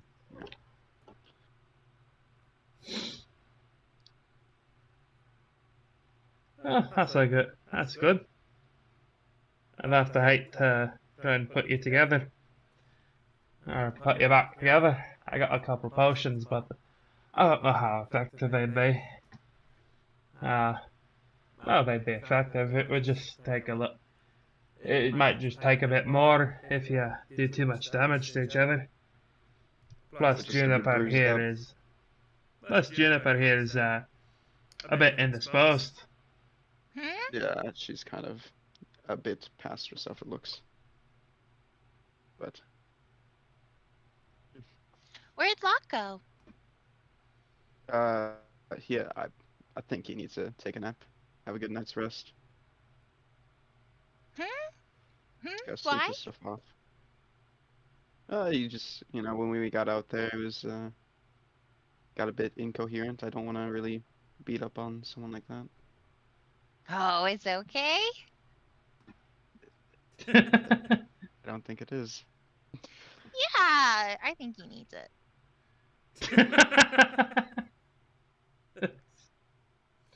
I love She's it. leaning really heavy into her arm, just sitting over the table. Shar just has like one hand, like Shar has like her pipe in one hand and just has like the just a hand like kind of trepidly like on Juniper's back, like there.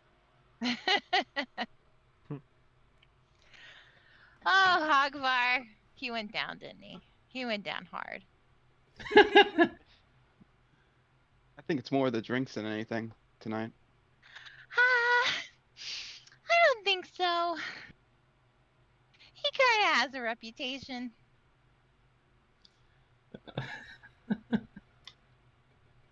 Oh, that's fucking hilarious.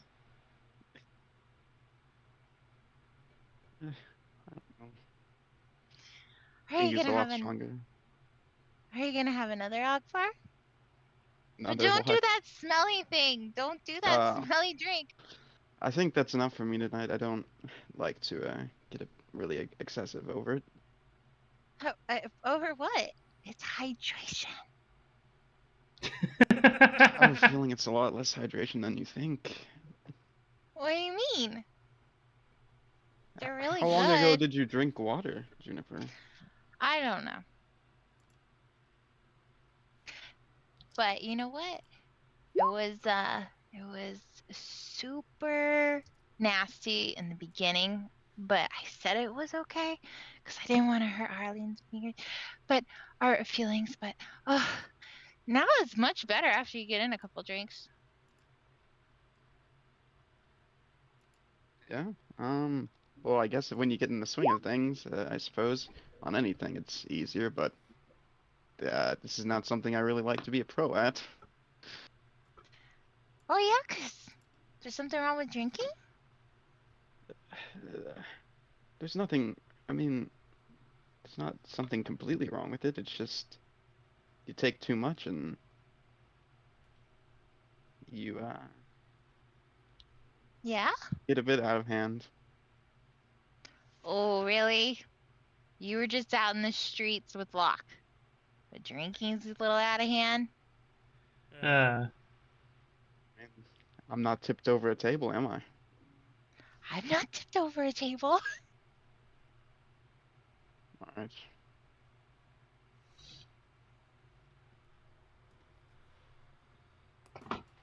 I think that what I mean to say is drinking can lead to bad things. Like what? Well, for one, we're fighting Shar, here. why are you so tiny? How tall is Juniper? Probably like 5'6", 5'7".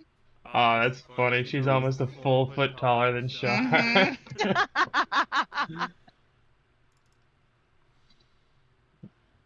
Char, well, like, You without serve saying food a here, right? Char, without saying a word, we'll just use prestidigitation to make it smell like the orc drink again.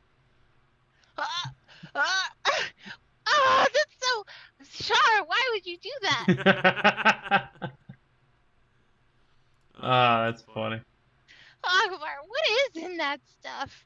How'd you drink it? Oh, well, Is that why you think drinking's so bad? yeah, I think drinking is really bad if that was what I was drinking. yeah, we do tend to go on the stronger side. That's why I wane away from it. But I feel it's like good to strong have is a not the drink right that's word. close to home. That's home for you? I don't want to be mean, Ogvar, but that's not a good place.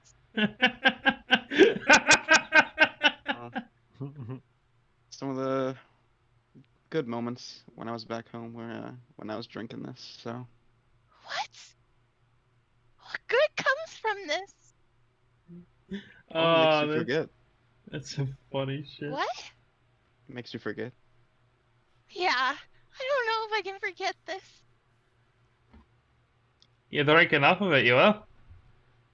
I'm never touching that. She just starts heaving. I love that. Why don't you try what I was drinking? I've had a lot already. I guess I could try another one. Harlan!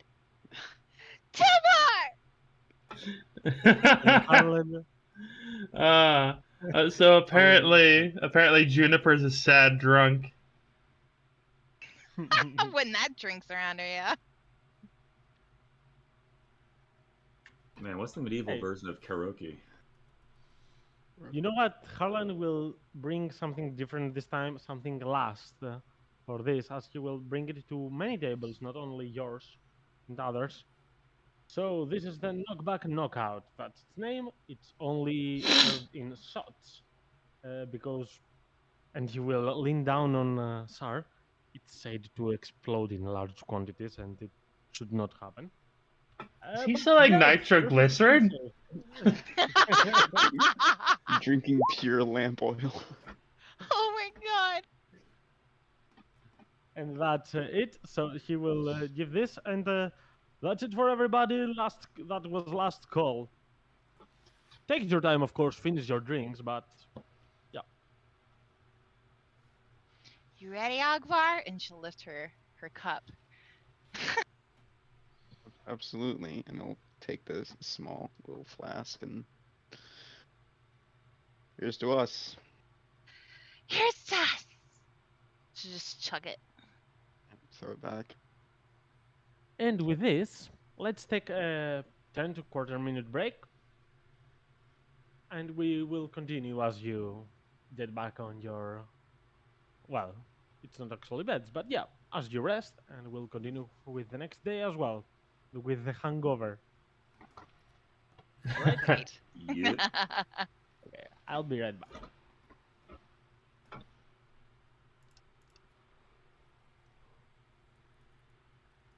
Trying not to get drunk over here, and Juniper's just wasting everyone.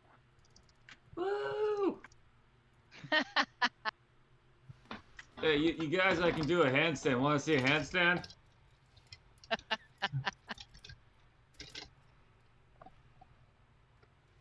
We all just we all proceed to get white girl wasted.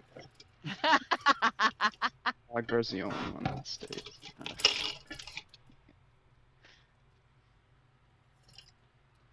Juniper's think- just been going all the way around the tavern, regaling everyone with a tale of Croak. You don't understand. He has an identity issue. I don't know if Char would actually drink all that much other than what is given to her by Harlan, like that very first one.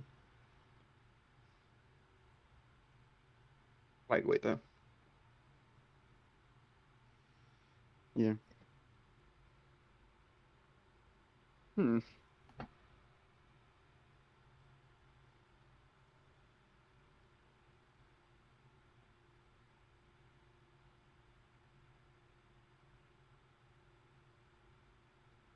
know, good ways to stave off a hangover. Go to a library, right? Those help headaches. Having a good time isn't hard when you have a library card.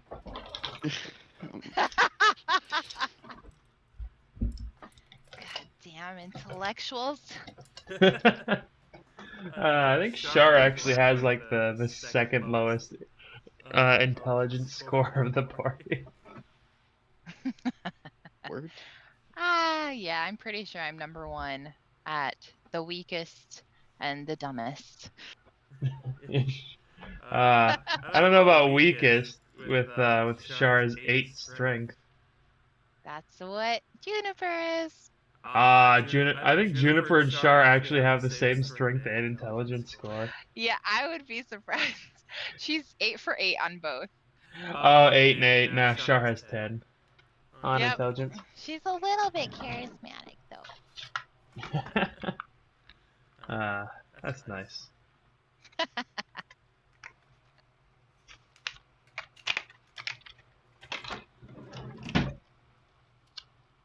Love my 8s. Love 'em. You and God, Locke are pretty close. It's kind of funny. We're all like, what is it? High wisdom scores?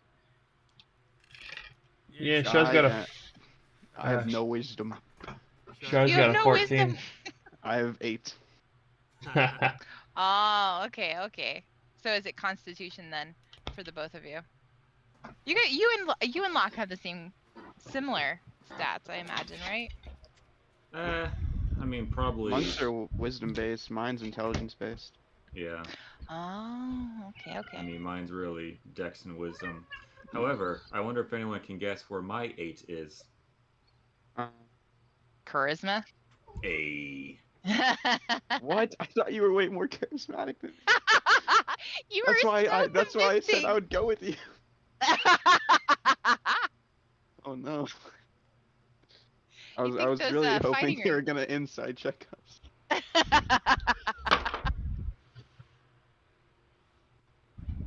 No, I'll tell you what regarding charisma.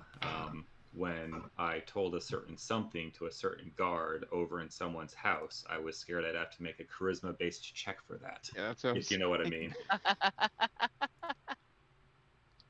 Yeah, my dumps are wisdom and charisma. Which is gonna suck for saves later, but I get something that fixes that. In this subclass. I don't know, since playing this campaign, I realized stats mean literally nothing. Just hope I don't get mind controlled, you know? That would be great.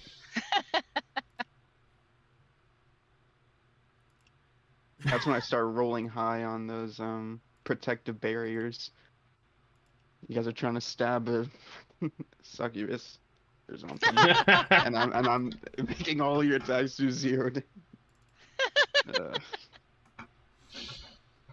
You can only do those one per turn, right? Yeah, reaction. Yeah. And it takes up one of my precious die. You know, with you being a intelligence, I figured you'd go with. Are you Arcane Fighter or Arcane Knight? No, I'm not Eldritch Knight. I'm a Eldritch Psy Knight, yeah. Warrior. Yeah, Psy Warrior. So I can move stuff. I can move things. I can make things hit harder, and I can make things hit less hard.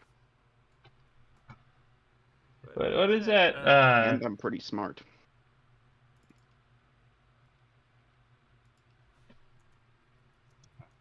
Ooh, I'm gonna get a donut. Oh man, bring me some. Oh yeah. Yeah, let me do that real quick.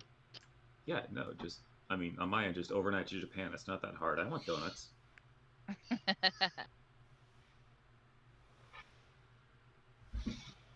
Never been to Japan. How's the food over there? Fucking amazing. Man, I love it. It's I mean, as you would expect, it's like mainly noodle based and kind of sea stuff. But man, that's my jive, so I'm down with it.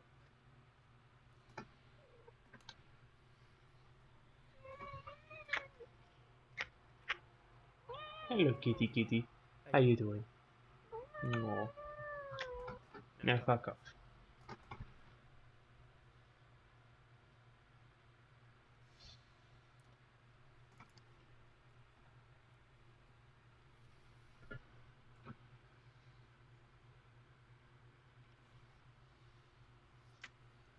Something was just brought into sharp focus for me. A couple of us were talking about like kind of Gen Z terms, and I just used the term jive with it. So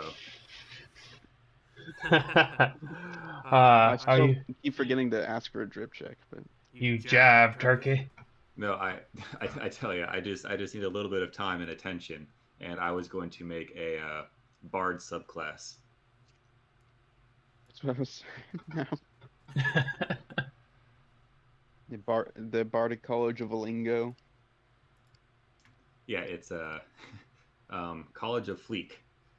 I'll just God. Oh god, doing cringe damage.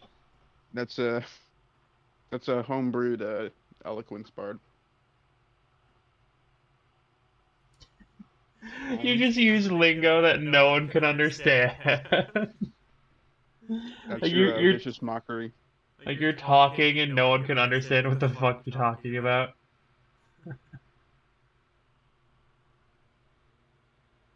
Like Insight check becomes drip check. it's like a variant common language. It's like common My parentheses God. millennial.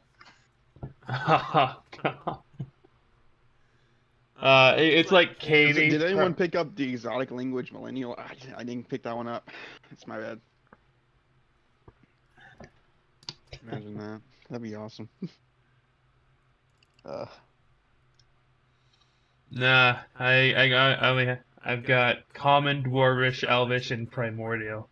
Why did I take like basically the same ones as you?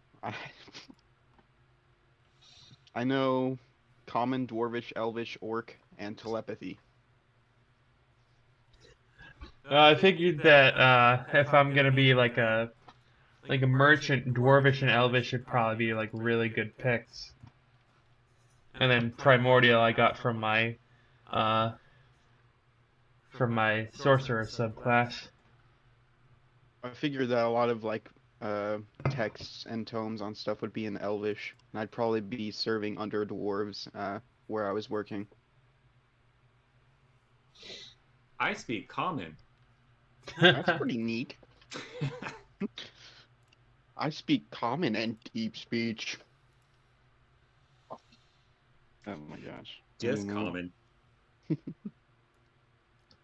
I really so did like you trade the language for something else? No, it's more of a backstory fitting thing. Oh. I love that deep speech is supposed to be like something that like mortals aren't actually supposed to be able to like do. Tongues Like, can't grasp its syllables. Yeah, it's less of speech through vocal cords than it is just like modulations of your diaphragm. Yeah. It's more that like your body just revolts whenever you speak it. If I remember correctly, aren't like a lot of aberrations, don't they speak deep speech? Yeah. Well, yeah, because that's basically their language. It's the Yeah. far realm language, I think. Yeah. Yeah. I have a sorry. Yeah. No, go ahead. I have a turtle in BG's other game that has an aberration. What is it? Familiar? Patron. Oh, yeah. Oh, okay. And Interesting. his tome is just like a telescope with deep speech sigils on it. Oh, that's cool. Yeah, because like the whole thing, sorry. Yeah, because aberrations are basically just like like H.P. Lovecraft light. And the whole thing with H.P. Lovecraft is that like you're not supposed to be able to comprehend like a lot of that shit. Yeah. Well, even like with the smaller ones like tablets and stuff, it's like they can talk to you and stuff. It's just like it's basically a human talking to like the equivalent of an ant. Just like my plans are exceeding your reality. You have no clue what I'm able to do or whatever. I think aberrations are really cool. I like them. Yeah. Elementals will always be my favorite though.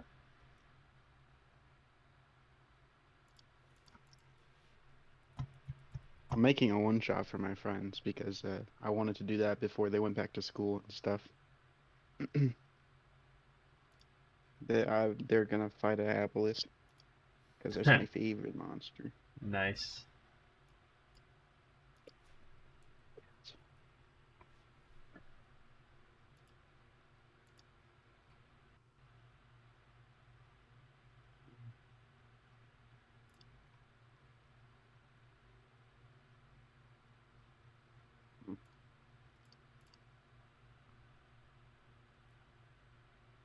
Have any of you played a barbarian before? Question Oh mark. yeah. Do you use the unarmored defense or do you use like actual armor? Oh no, I used unarmored defense like the whole, definitely. I was actually playing a lizard folk barbarian, Oh yeah, that's cool. and That's fighting the strength. DM allowed me to combine the two. So basically, my AC was 13 plus Dex plus Con. What?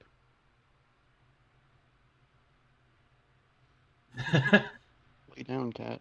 Lay down. And I then was I thinking of also, making one. I'm I sorry. just like making characters. Yeah. And then I had a pair of bracers of defense. My AC was I think 24 at the end of the game.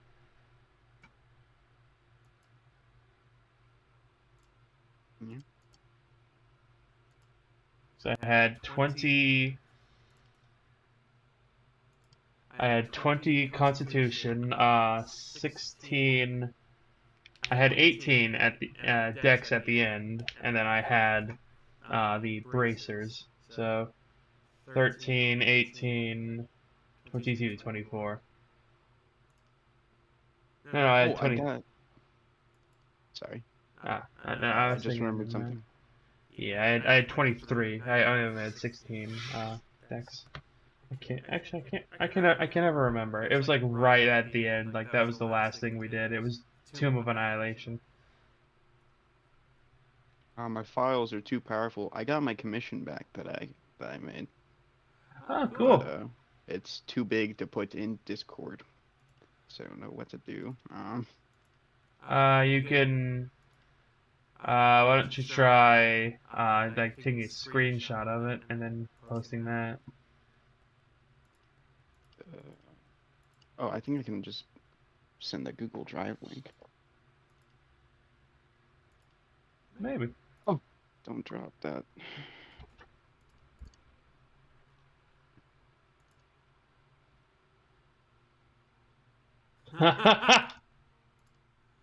Oh, God damn it. What is tenor? I believe that's above alto.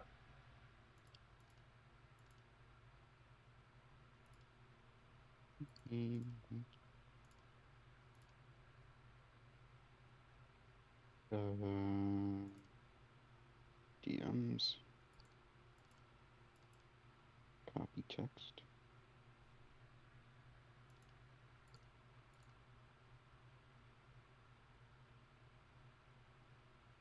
That's not the right one. I almost sent that to the wrong one.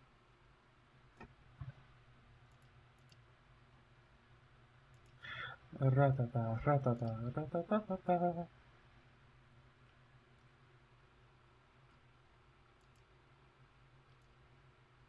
Alright, I'm back. What is this I am seeing? Who's Jeremy Cotton? Oh, Ooh, kobold, cool. right? It's a lizard. Or lizard folk, okay. It's one of my backup characters. I made a commission of. That is I actually. really love his suit. I like Yeah. his hat. I like how both of you ours guys are. might see this guy. I like how both of our characters are like bare chested. Hey man, I Nice. got a rope. I'm somewhat decent. And what class is that? It's bard. I was gonna say, what's your bard instrument? It's It's the spoons. spoons. That's amazing. It's the entrails of my enemy. In the lizard folk that William sent, what is that one? That's one of my previous characters. I played him in Tomb of Annihilation. He's a barbarian lizard folk. In the purple. Yeah, And yeah, he's real purple.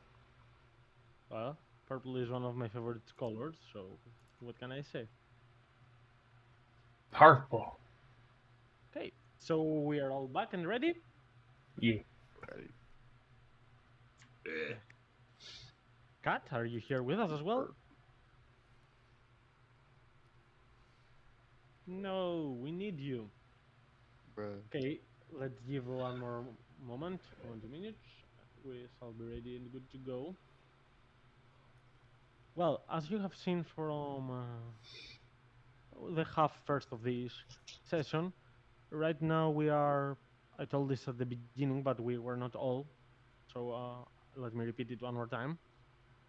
It's mostly to see where we are going after this. I have some different storylines prepared, but I mostly want to see what you are interested in. I will present one or two more options on the rest of our time, but after our session ends, and for the next week mostly, if you have any ideas that depend on what do you want to go after and stuff like that, feel free to send me. Hey, can you hear us now? Your computer died. Ouch. Yeah. Yeah, I can hear you now. Ah, that's unfortunate. Okay. Yeah, computer died. That hurt. Rest in peace. Okay. So, it's alright. You can listen to me, right? Yeah. No, it booted back up. I'm good. I don't know what's going on with this computer. I've Okay.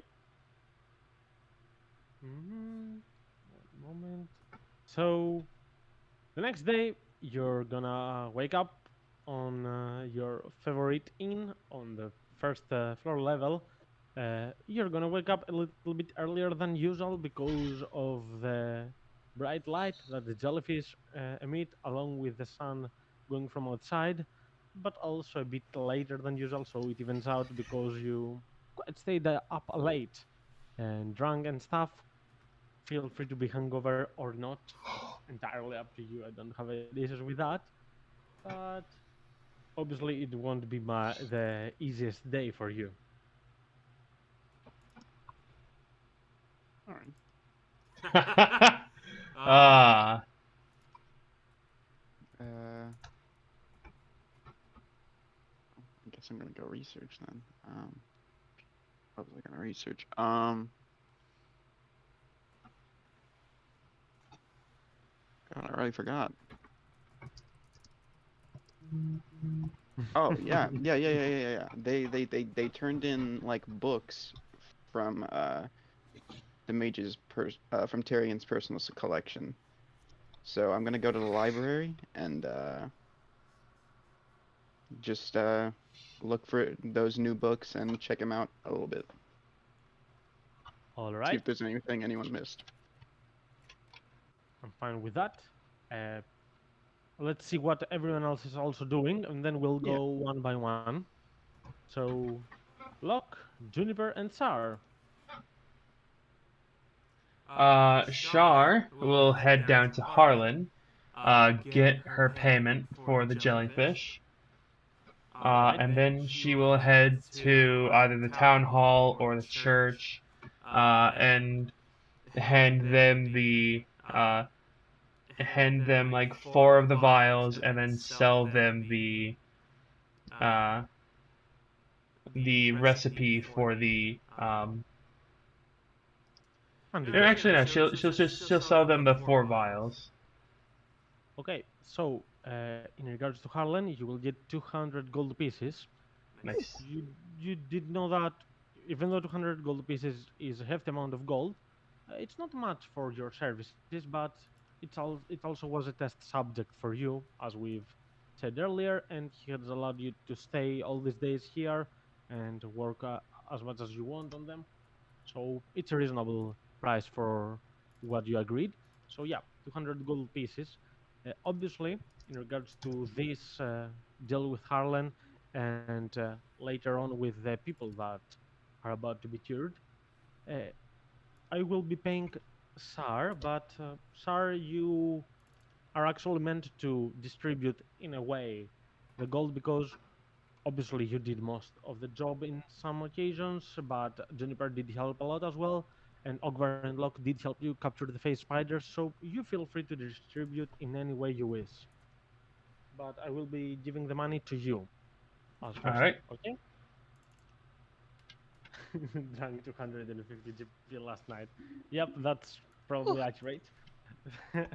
But yeah, you will be having 200 gold pieces from Harlan, and roll me 2 persuasion checks for the vials, because that's mostly about haggling, because the antidotes are not meant for human use right now, but they are reasonably very effective to cure animals from several kinds of diseases. Oh, they're not good for people yet? Okay. Those are 2 nice rolls. So let me check it out, and for those this, you will get another 80 pieces of gold. Alright. So today is money day, payment day for all you've done these sessions, apparently. And I'd assume that then you would continue your research with Juniper, now moving forward to humans, right? Yes. Okay. And last but not least, Locke. Anything of interest to you for the day? Well, Sleeping? I'm going to try to sleep in as much as I can and get up with a very thrumming headache. Okay. I'm just going to kind of sit there and chill for a little bit, trying to, not think about some things. And then I'll eventually just kind of, seeing that everyone else has already gone to the winds, just kind of try to make myself useful. Shar skips this morning's practice because she knows that Locke probably is about to kill himself. I was thinking you would say Sar would skip this morning's morning entirely, which would be reasonable as well. But yeah. Right, And then so I'm just gonna kind of wander around town for a little bit, just trying to see anything unusual. But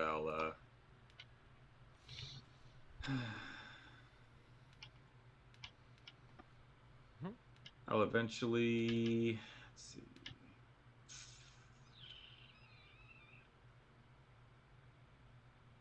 I'll eventually go see if I can find some tinker's tools anywhere. Oh, you sure can. Let me check on the prices.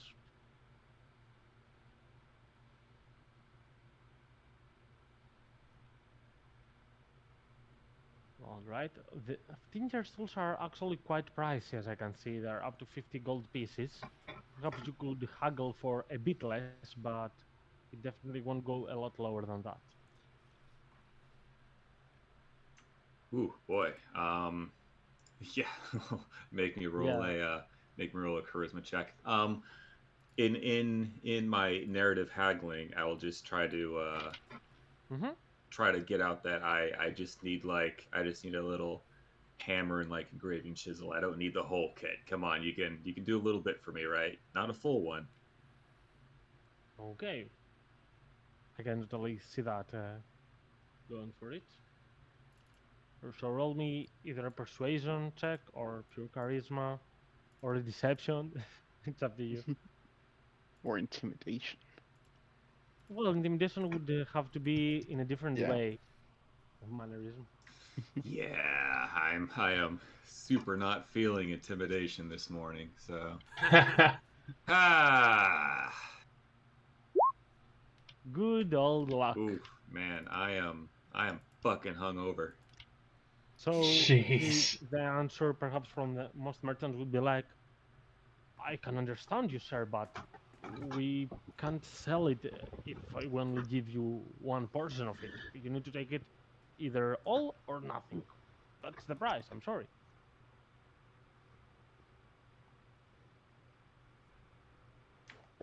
After just a couple times of just hitting that barrier, I'm going to very begrudgingly just slam down 50 gold on the counter. That will prove to be very effective as you will manage to get the tincture tools that you so much needed. Okay. And in the meantime, let's move a little bit to the library.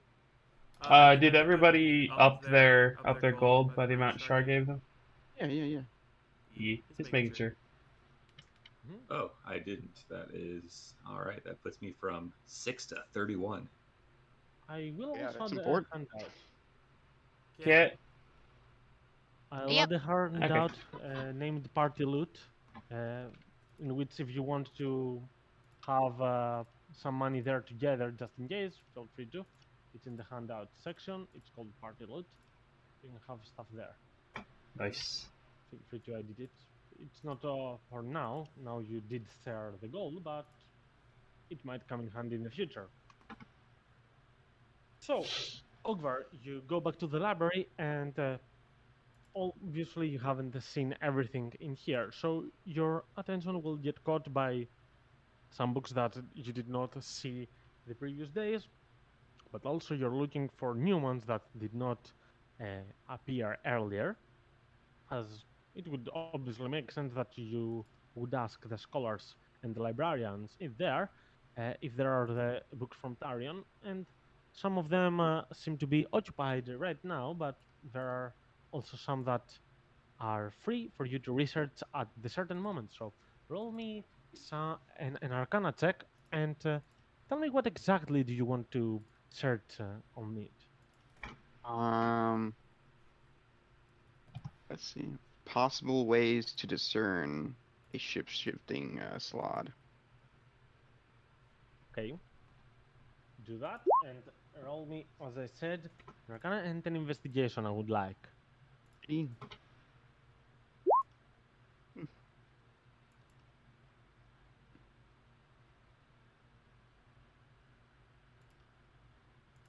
Okay.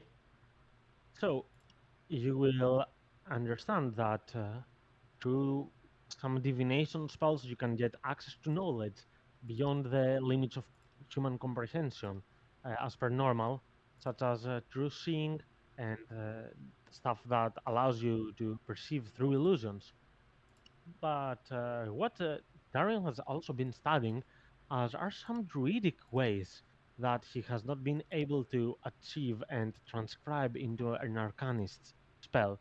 But there is actually a spell, a druid spell, called the Moonbeam, that tends to draw shapeshifters into their normal forms. Write that down. So perhaps you could ask your friend Juniper more about it. Absolutely. I know what it is, but I'm not gonna say it. I just remembered that now that he said All that. caps, Moonbeam! Exclamation mark. That's what it is. Yep. And after spending a couple of hours, 3 or 4 hours in there, and perhaps getting a little bit invested also in some psionic stuff and learning a bit more about interacting with the Psy crystal that you do have now, You will end up at the Greenlander's Tavern, as you said you would like to pay a visit. Yeah. And right now there, people are starting to gathering up.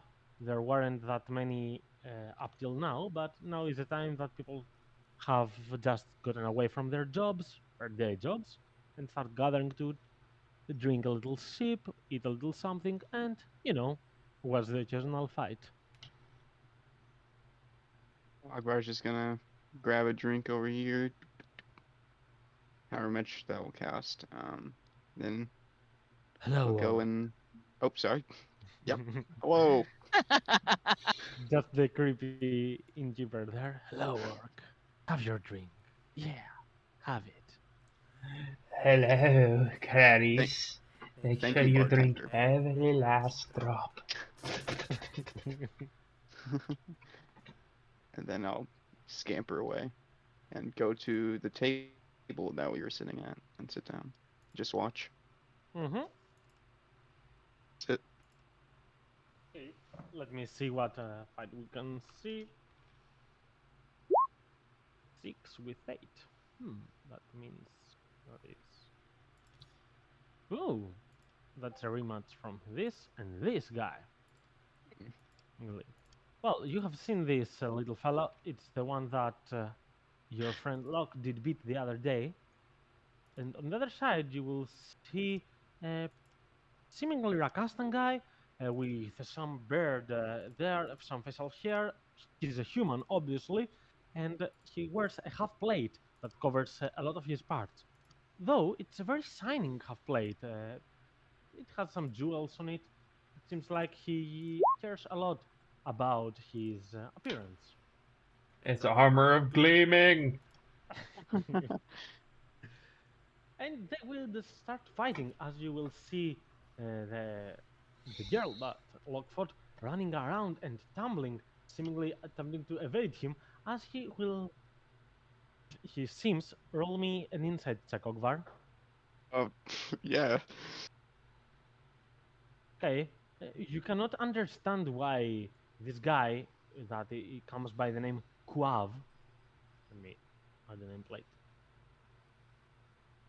He seems to go Note. really easy on her, as he doesn't attempt to strike her at first. As he tumbles around, he attempts to shove her closer to the walls and takes a jump back. Oh, come on, stop running. It's not even fun anymore. And she will smile, attempting a straight strike at her, but she will miss, and immediately he will wave his sword with much strength and pummel her on her back as she will fall down prone, and with this very swift strike, he will go right there and point her with the pointy end of his sword, and he will say, "Shall I accept this as your defeat?" And she will sigh, and people will start clapping. "Ah, hooray! Oh, he's really good. Yeah, perhaps he might even manage to beat the champion. Come on, don't say stuff like that. No, I'm pretty sure he can do it. He, he, he has beat almost everybody here in just 2 weeks."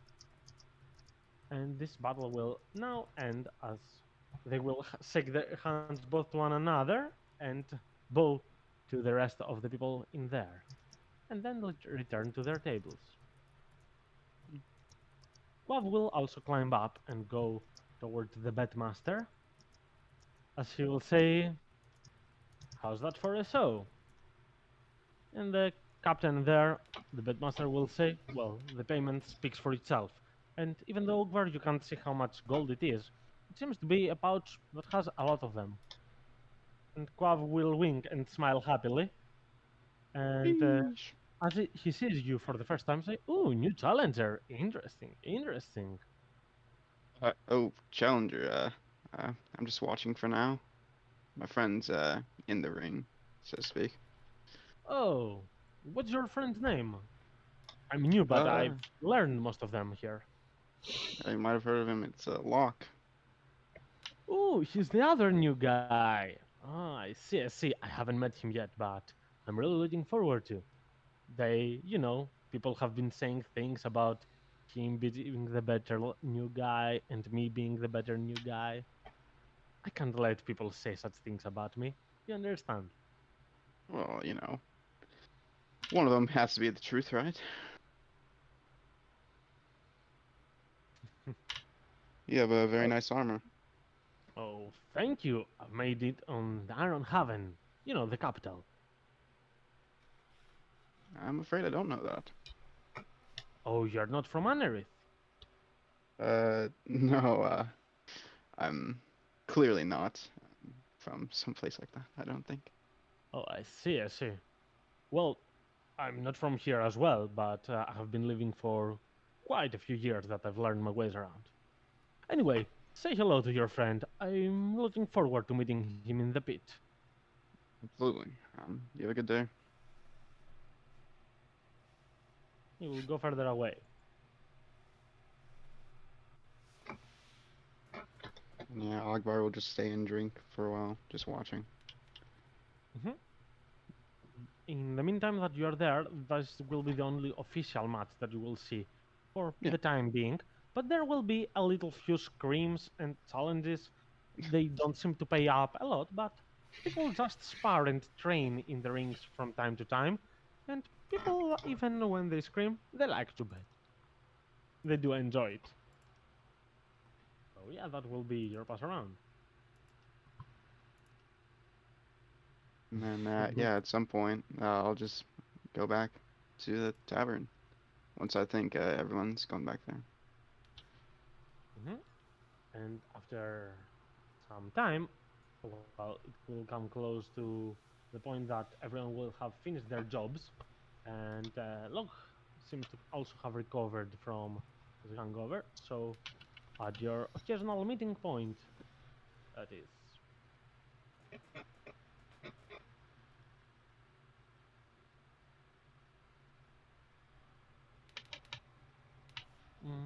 Okay, one moment.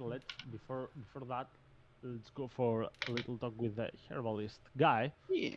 You are getting really close to finishing the human modification for your cure. As last time as well, roll me one final alchemist supplies. Well, final if it's above 10, but yeah, Saar and the herbalism kit check, Juniper. Here's that nat one. Oh, holy shit. I actually got above a 10. I rolled less than a 10, but.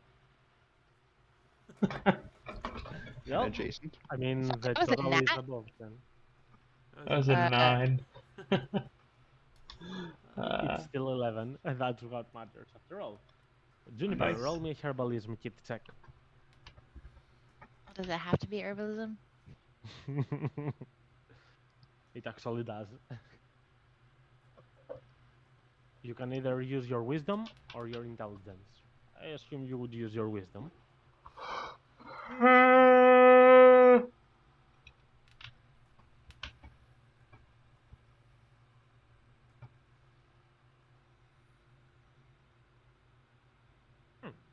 Well, that's a medicine check, but it's Yeah, my still very bad. good. Yeah, it would be even higher with the proficiency from the herbalism kit, so it's nice. So today, if yesterday was a good day, today seems an even more promising one, as you will, in theory, perfect the dosage for the human cure, and you will be really happy about it. The firbolg will be festive, and but also curious to see how it works because you never know. It's humanoid, it's something entirely different, and you're looking forward to it. And as you finish one dosage of it, Sar will be the one to keep it for sure, and the firbolg will say, uh, by next morning, find the captain of the guards. He does know some of those who are diseased by the Slaads. I'm pretty sure that we can get a volunteer to test it. I mean, who would if not them? We're doing it for them. Alright then. And it also seems to be very reliable. I mean, you've done as much trials as you should. You haven't been doing it more hastily because time is of the essence or something. It is, but you done every part of it as scheduled, and it seems very promising, and you're confident that it will work. So don't feel like we're doing human experimentation. It's more like a normal human trial.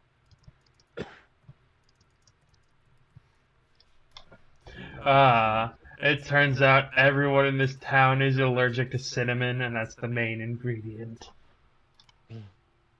Perhaps, if you roll a nat 1, that's how it works. Hey, you're not diseased anymore if you're dead. It's just a different type of cure. And thus we've become the Gith himself.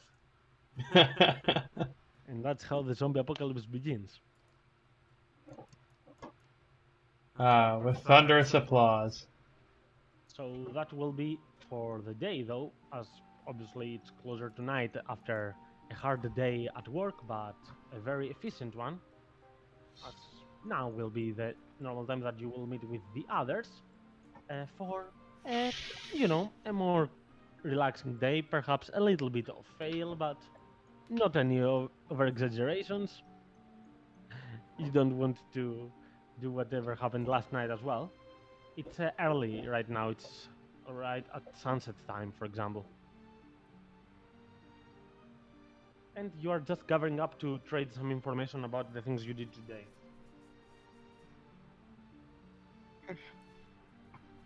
Well, we should be. There you It went rather well. We should be able to start getting people that cure and tomorrow. I think tomorrow's also the day that the gift fella, he said he'd come in and try and test that cure. That is correct. Confirm. Aye. So after that, and after we deal with that froggy, what do you think we should do?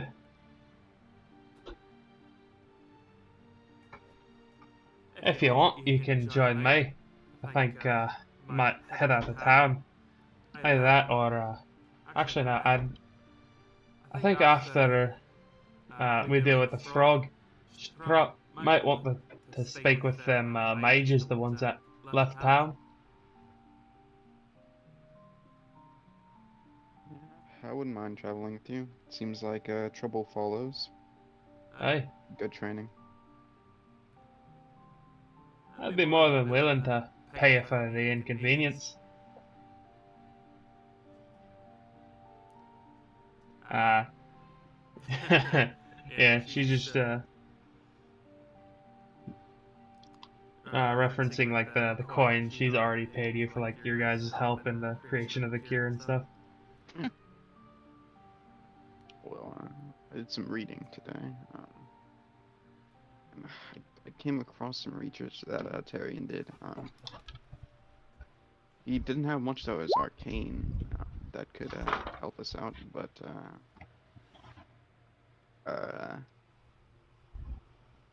Juniper, I don't know what your abilities are or anything, but there seems to be a sort of incantation that some druids can use, called a moonbeam, which can identify shape changers. It's a bit dangerous, and I wouldn't do it on every single townsfolk, but it could help.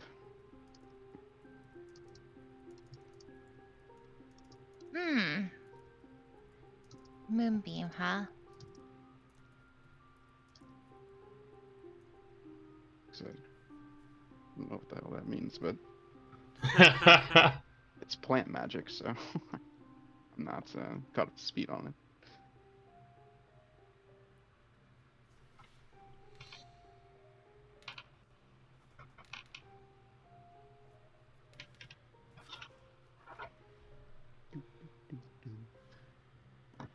So yeah, that's what I learned.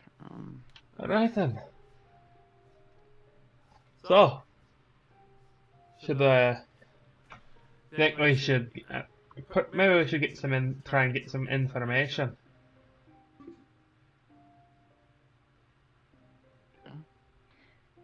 Well,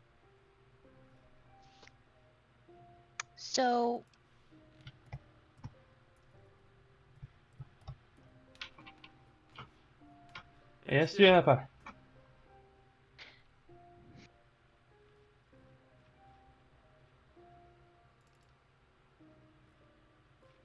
Hmm. Um.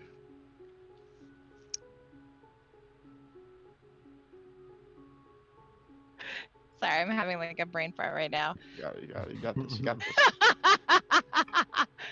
I have not actually been drinking.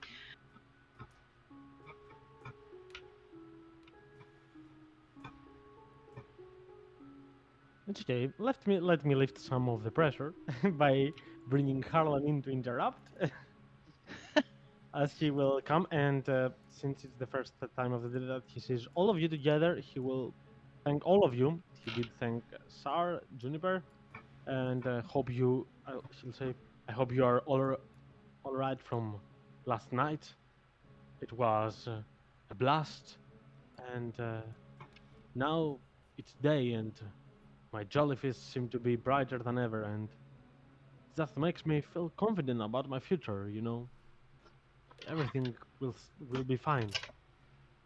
So what are you going to do now? I mean, you did cure the jellyfish. You are very close, I hear, to developing the human cure as well. Aye. So, I just need to find the damn frog. And then... tell me. Did you know Tarian scholars? oh, Tarian scholars. They used to come here all the time. I mean, all of them were from Pennfield, so that makes sense. Who from Pennfield doesn't come here? But it's not like I do know them personally. I just remember their faces. Uh, were two girls and one guy, uh, aged from 20 to 30. I remember. One of them was also a tiefling, and he will point at you, Juniper. Uh, they say she was the most talented out of the three. A very strong magician, cultivating talent, the youngest and the strongest. Oh But I yeah, that's haven't heard me. from them these days. Aye, I heard they skipped town. My, yeah, there's been a rumor that they left the town after the events of the Claudia and Tarion's death. Aye, I heard they left the morning at Tarian's death. Do you know where they might have gone? Hmm.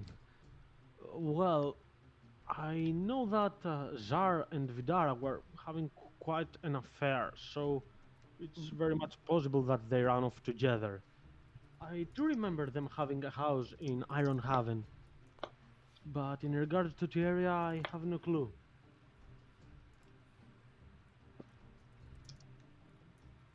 We also have forgetful me. We also have some of that guard looking into what they've seen on those days when they were supposed to have left. You said Ironhaven, right? Iron Haven, right. Let me put up the map for you.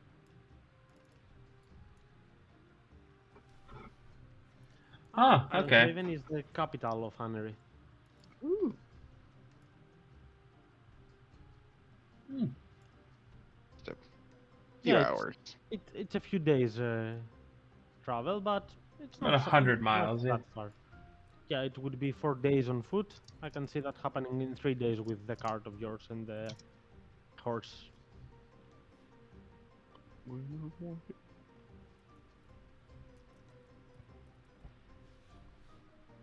Yeah, yeah, yeah. But yeah, he will say that, and he will serve his daily tea to Sar at that moment. And he will return back to his post. But the question remains. You do have a few things to finish up right here, but what are you going to do afterwards? Are you staying in this town? Are you leaving in search of the scholars? Are you leaving in search of another adventure? Or perhaps are you going for to assist the Locke? Or perhaps engage yourselves in some competitions of the arena fightings. Or something entirely else. That's up to you to decide. But yeah, feel free to talk it out. Personally, Shar would want to head towards like the mages, like see if they know anything about the about like the portal that allowed the Slaads in or whatever. Chasing after the scholars of Tarion seems to be kind of going for the same quest objective as this. East. I think that's a good idea. I don't want to stick around here too much if we're not going to keep our end of the bargain with the bandits.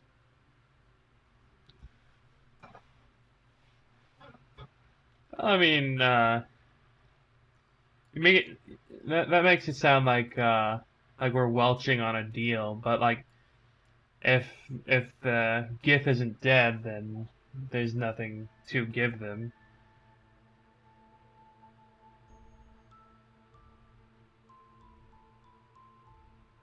Is this near Automata music? It's actually a playlist. I don't know from where it gets. Huh. Yeah. Go It sounds after like those near. scholars. That's a good idea. It sounds like near Automata. It does. I need to finish that game. Same.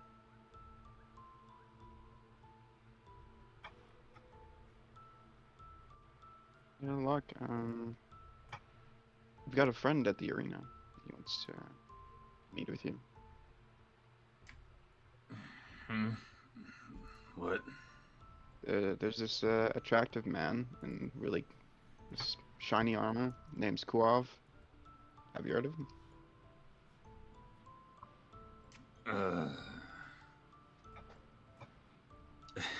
Have I heard of him, DM? In my time there. I can see that, yeah. Oh, yeah, pretty boy there. He's I think he kind of started around the same time I did. Seems pretty excited to get at you.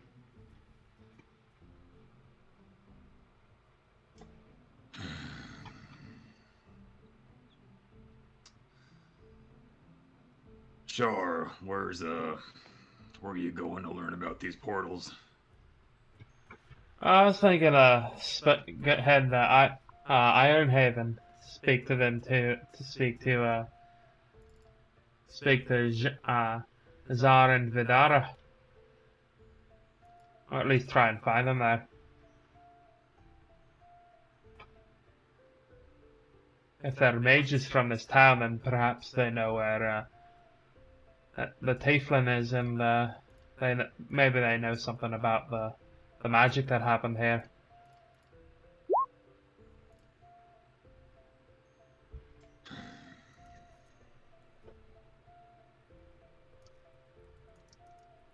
Alright. And Locke's gonna just stand up. And without really kind of looking at him. Come on, Ogvar.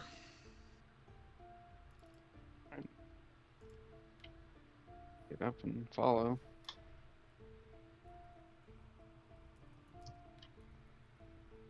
Are you heading to the Green Lantern Tavern? Correct, yes. Alright. So what about you two, Saar and Juniper?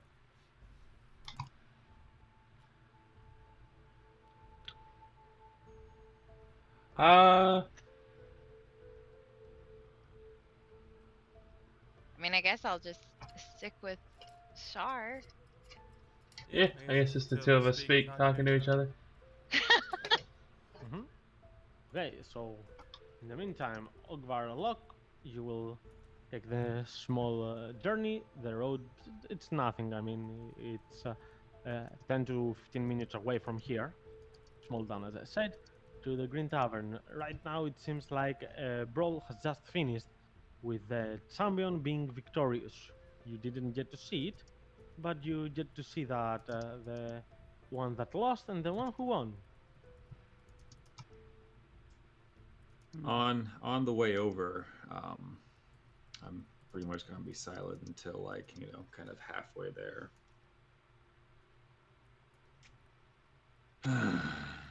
Ogvar, What's up, Locke?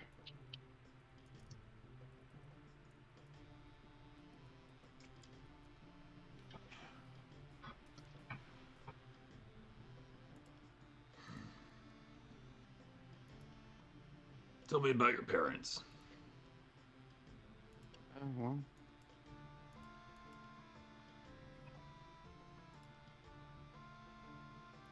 they're pretty insignificant, you know. It's just when you're born of orcs, it's atypical to really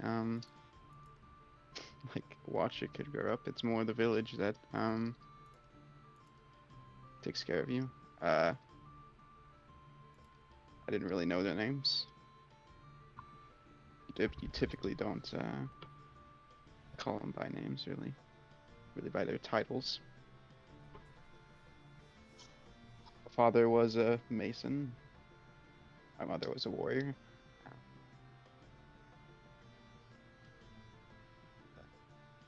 They're both, I believe, gone by now. Us orcs don't live too long. It wasn't a great living. Didn't enjoy it, but that's what I had.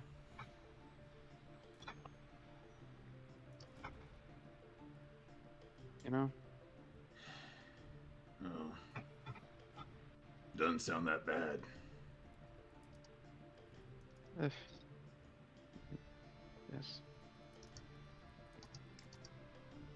You know, never met my father. Really? Well, or my mother for that matter. But, you know, I always grew up with this kind of, concept of him. And,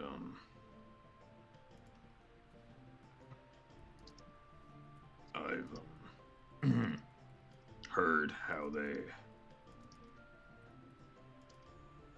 were together briefly for me, but I don't know anything outside of that. But And then as we're walking, I'm actually gonna face him for the first time in the day.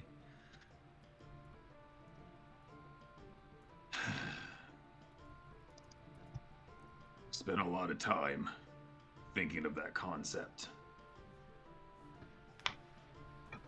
And what I could have done had things been different.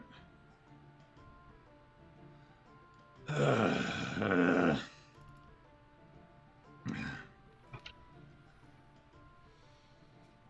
last night when I was trying to prove myself to myself,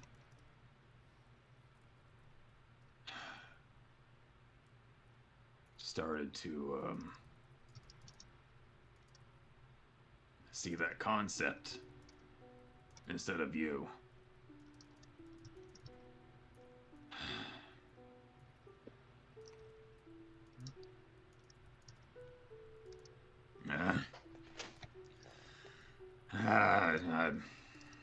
I don't know, just... It's okay. Like, you don't... I'd rather you get your feelings across than me have my feelings hurt. I want you to grow. Because if we don't grow, then what's even the point of being out here?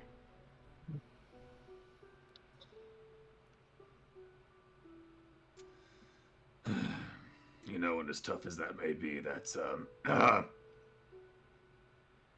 kind of come into focus. You are not what I have heard about, learned about.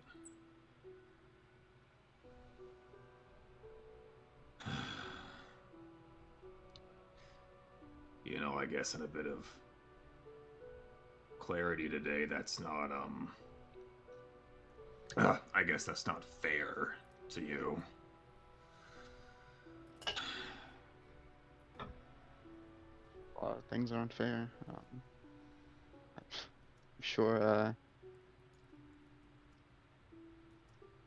whatever happened to make you feel this way wasn't fair.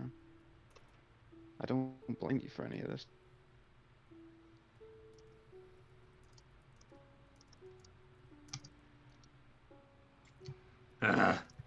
It's experience that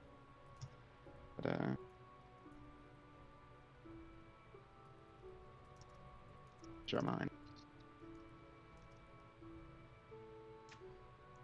I'm just gonna quickly shake my head as we approach the doors to the inn. Alright. Whatever, it's fucking... I'm sorry for the fight last night. That was not what it should have been. That's all.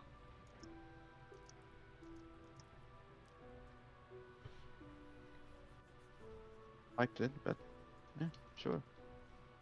If you feel bad, you can say sorry. Ogvar will go over to the bar and get 2 drinks. Of course, here are your drinks. Thanks. And that will be 4 silver pieces. I'll take this 2 off from earlier, I forgot. You understand that from what you look around, this guy is a bit injured, meaning that he is the one who lost the fight. And from the cheers and stuff, this one, the champion, seems to have won.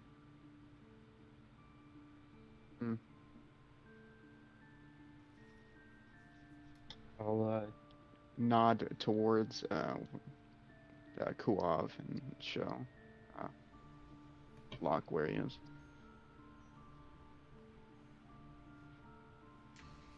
After briefly acknowledging, I'm gonna walk down to, well, before I do that. Alright, look. We have more pressing fucking things to take care of, but...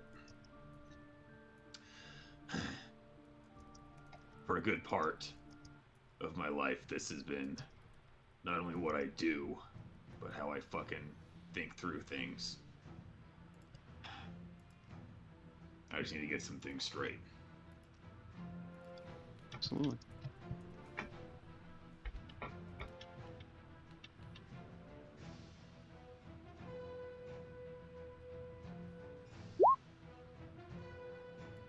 Hey, Oh, Mr. Locke, welcome once more.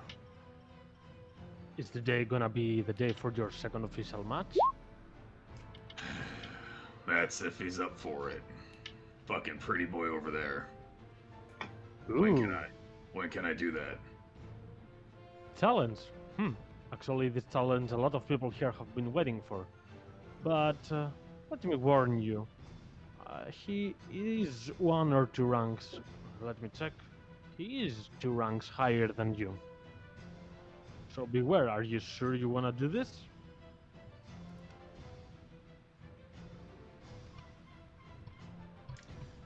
I kind of look back at Ogvar real quick. And turn back. Roll me an insight if you want. Locke, looking at him.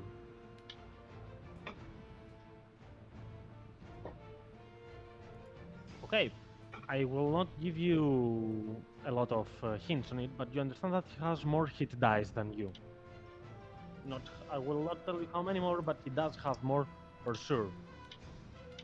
So you are, that's the mechanical thing I can give you, but as long as you can understand that he's skilled, he's trained, and he has a lot of strength.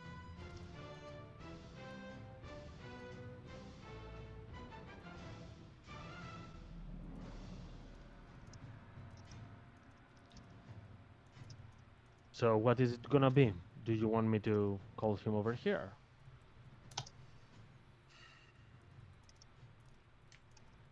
Do it. And he will smile. That's what I like about you. Don't forget, even if you lose, it's still a win if you put a soul. And he will win.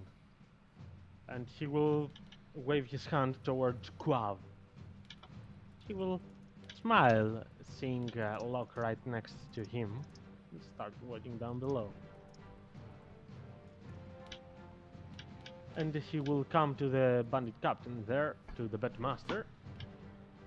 And it seems like there will be an agreement, as he will come right next to you, Locke, and say, "Hey, we didn't get the opportunity to meet each other properly. My name is Quav." No, we didn't. It's Locke. You see, they call us the duet of prodigies. We just both joined and we seem to have climbed the ranks. I really Is wish it- this is a good fight. Is this the Crusted Crab? No, this is Patrick.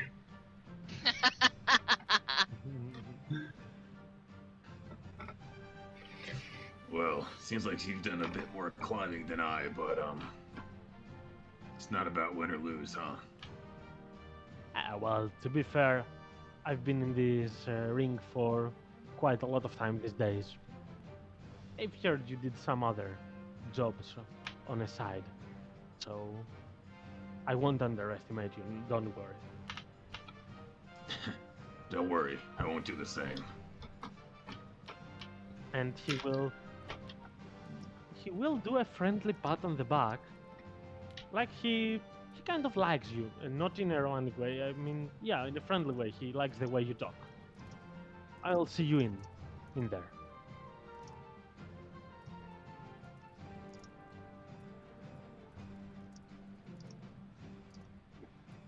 And he will start preparing. As I will need 1 minute, I'll be right back. I'm on the school. Good. So I missed all these messages.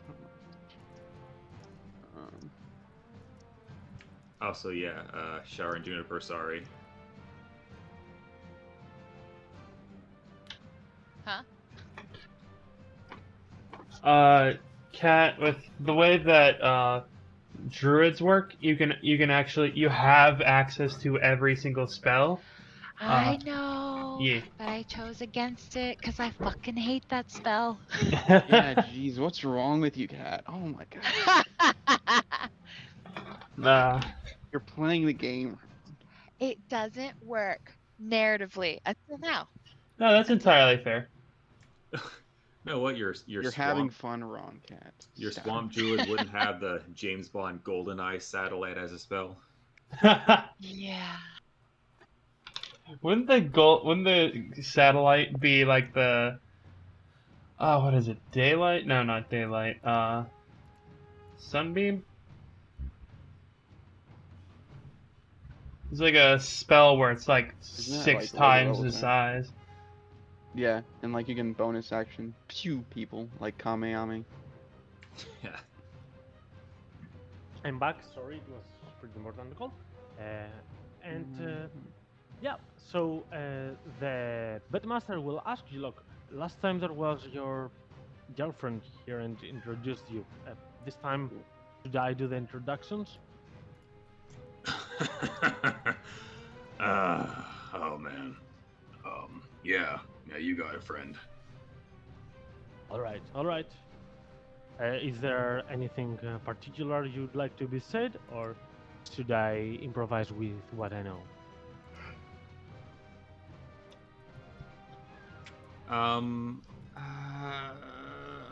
I'm trying to think of if what I'm going to say is appropriate regarding the narrative and everything that's going on.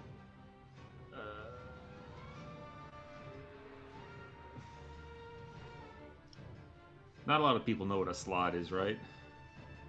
Well, those that have been staying in this town these days have learned. Layer of Slaads.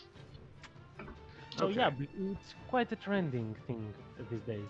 They do know. Yeah, you know what? That's what we're fucking known for these days, I think. The birds are tweeting about the And You know what? For show. Locke the Slaad Slayer. And Jinx will come right at the moment. Ooh, I like how that sounds. Perhaps someone will write songs about the Slaad Slayer one day, huh? I wonder who that someone's gonna be. Yeah, but it is still a tough choice who to bet for. And she looks at you, she looks at the other guy, and she smiles at you. A bit playfully, you know. You know what? This time I'll just enjoy it for myself. I won't bet. Let's see how it goes that way. It'll be more entertaining. Don't worry. And she will go back as you will hear the bedmaster saying, go down to the ring and wait for our introduction.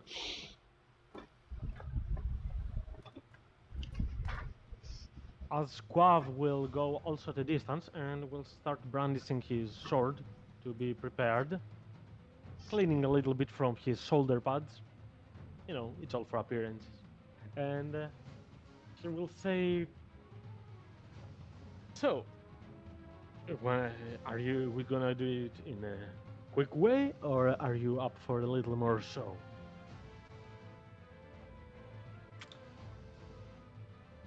You know, the last one of the night. Let's make it worth it for him.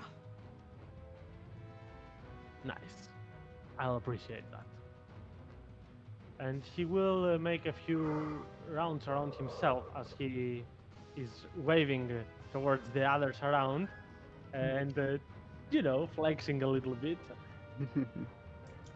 And then while he's doing that, I'm going to kind of circumnavigate the ring. Just kind of, you know, go around, just kind of like, you know, knock it with my fist every once in a while. Mm-hmm. But when I'm right here, I'm going to take off that lock and key red and bronze sash that I have. I'm going to toss it up to Jinx. Okay. He will be smiling right behind you with a bit cocky smile, but not something like irritated. He will be giving you an aid to your performance. Roll a performance check with advantage.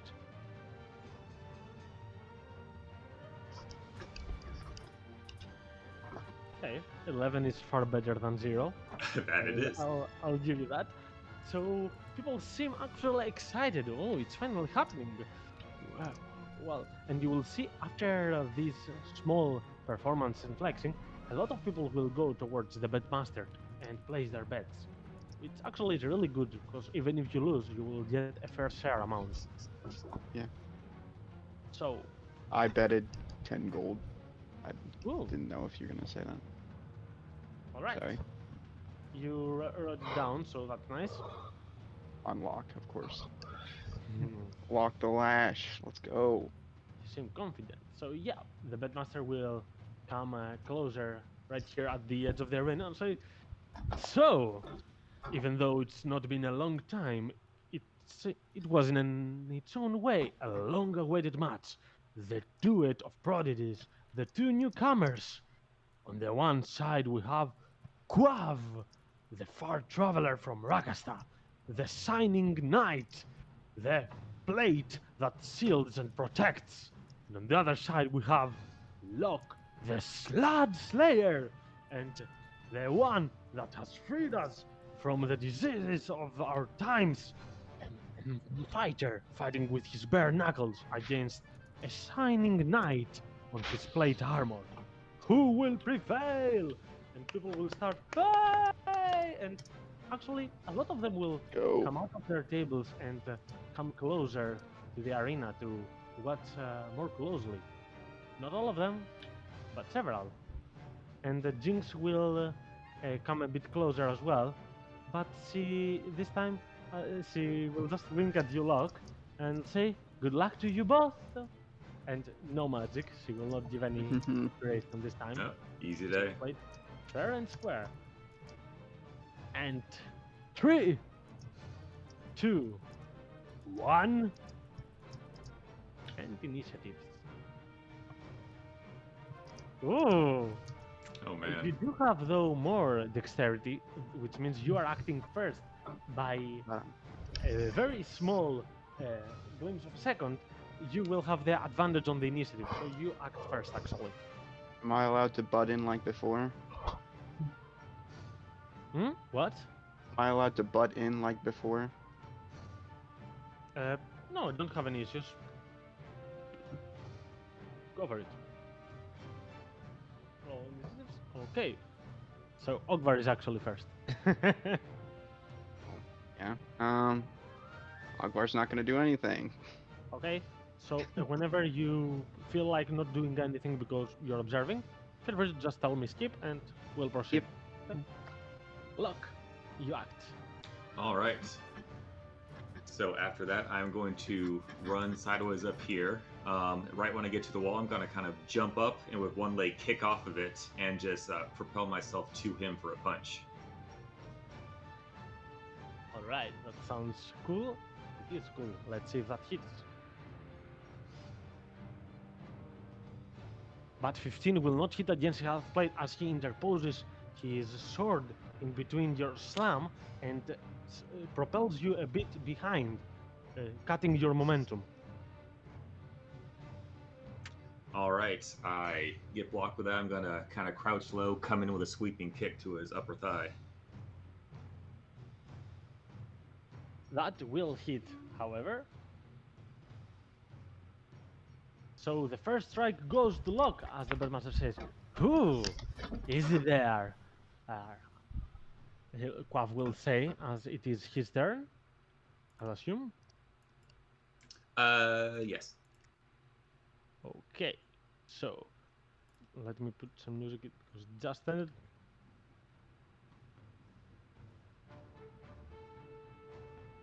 Perfect. Okay, so Quav will try to surround you for a moment, take a far step behind you, and with a kick in your chest, he will try to shove you. And you see, he has an unparalleled technique, as he has expertise in athletics.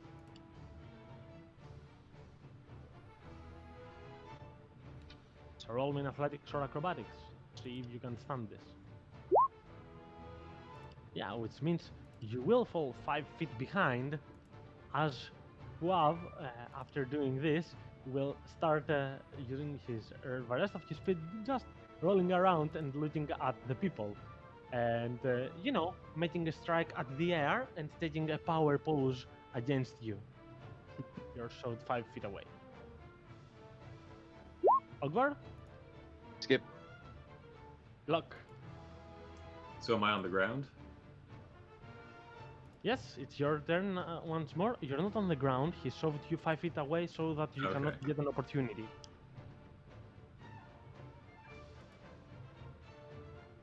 All right, after kind of stumbling, I'll turn around and loud enough for everyone to hear. I'll be like, all right, I didn't know that your hits were as soft as your looks.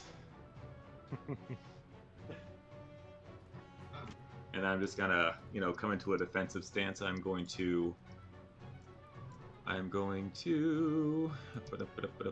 bonus. Where's my fucking? What am I thinking here? Is in defense? Yeah, that's what warrants that. That's just shit. Fuck. Do I have to make a? Is that a? It's a bonus action for 1 Okay. Oh, I do that. You can spend 1 or 2. Okay. Okay, yes. So an adrenaline rush point. I will take patient defense as my bonus, and then I will hold my action for when he is up close to me. So I'll just kind of like, hands up to the face, and then I will just, kind of like dodge and weave in the air. As I'm like, come on, I know you hit hard in that. Right, that's a really nice sequence of actions and bonus actions. Have an inspiration. I do really like it. And Quav will accept your talent as he will prepare his sword and will rush towards you. So, do you want to strike first or after his attacks? I like to drive first because what I'm going to do is if he's running toward me, I'm going to try to grapple him. Okay, do that. So he does have a very nice athletics check. That's a 26. He doesn't have disadvantage on athletics. So I really doubt you can reach that. No, even with a nat 20, I'm not going to hit a 26. So he will escape your grapple with his force and technique that he is going forward, and will move another 5 feet and attempt 2 strikes at disadvantage. But none of them will hit, which is actually very nice for you. And Ogvar, Skip. Locke.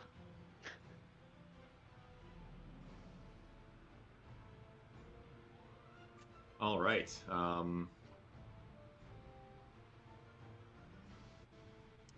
Oof, trying to be cool under pressure.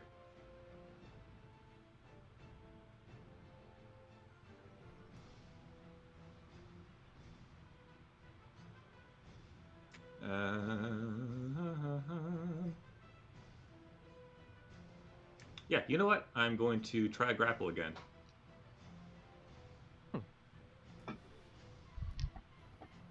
You know what, for this time, and only this time, I'm gonna use acrobatics instead of athletics, as he will try to show off his dexterity.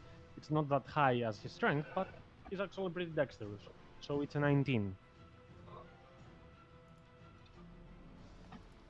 So this time, without using brute force, he will just tumble below your arms as you try to grapple him.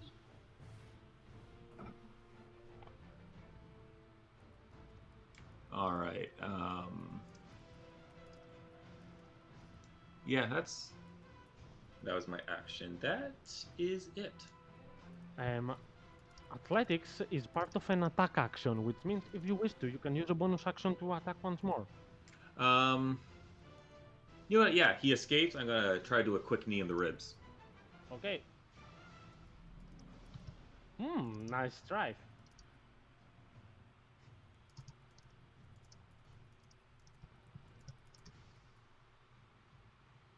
All right. Oh damn. Okay. So he wants to show off. I'll show off with a very hard knee and. All right, 8 points of damage is and real quick. Mm-hmm. Ooh, an extra. Roll me 1d4 more. Ooh.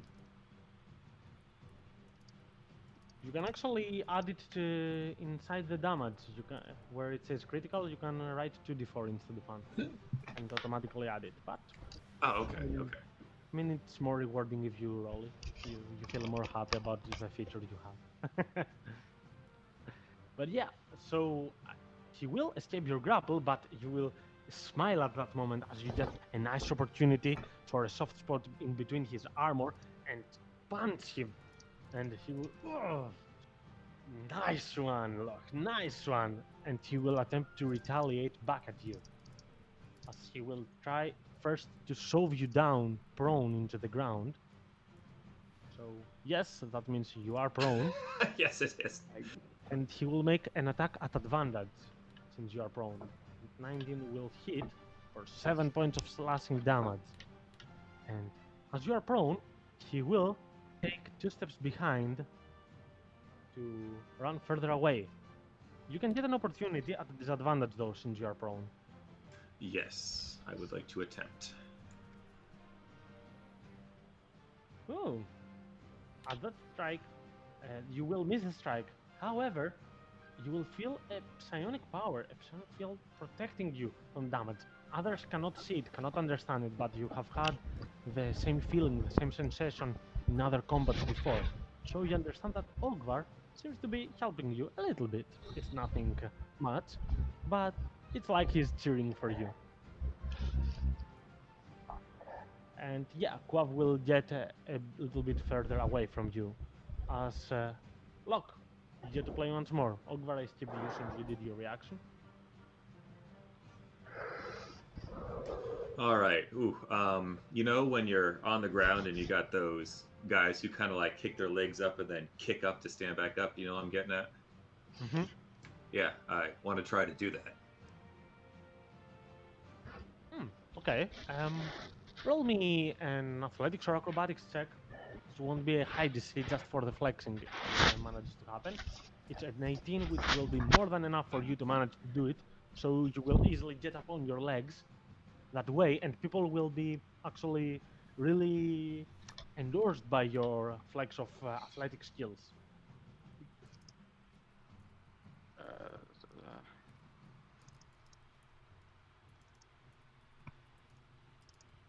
All right.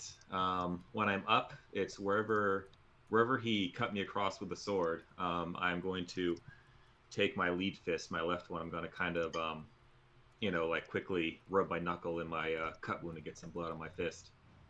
Ah, there we go. Come on.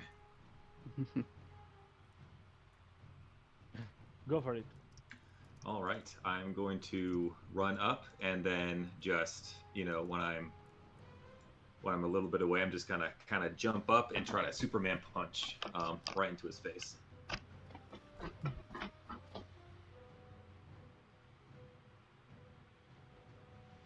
'20 will strike, of course. For 5 more points of damage. And as a bonus,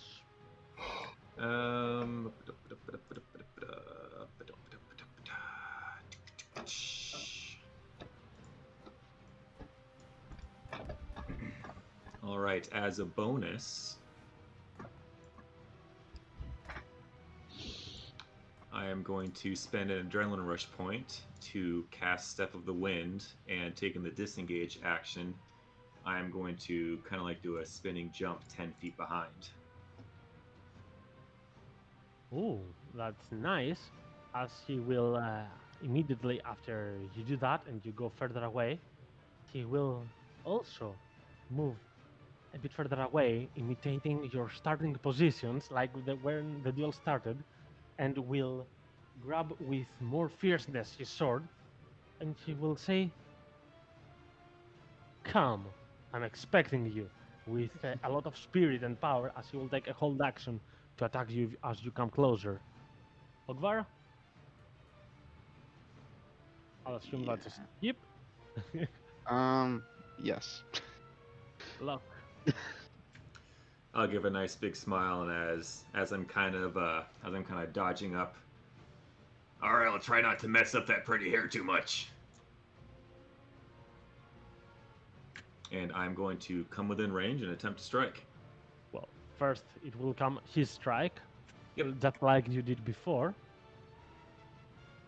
You're good, but he will miss, and that's your opportunity to gain a good advantage against him. Kind of pairing it away with all my metal bracers I'm wearing, I will try to strike in with the other arm. Mm-hmm.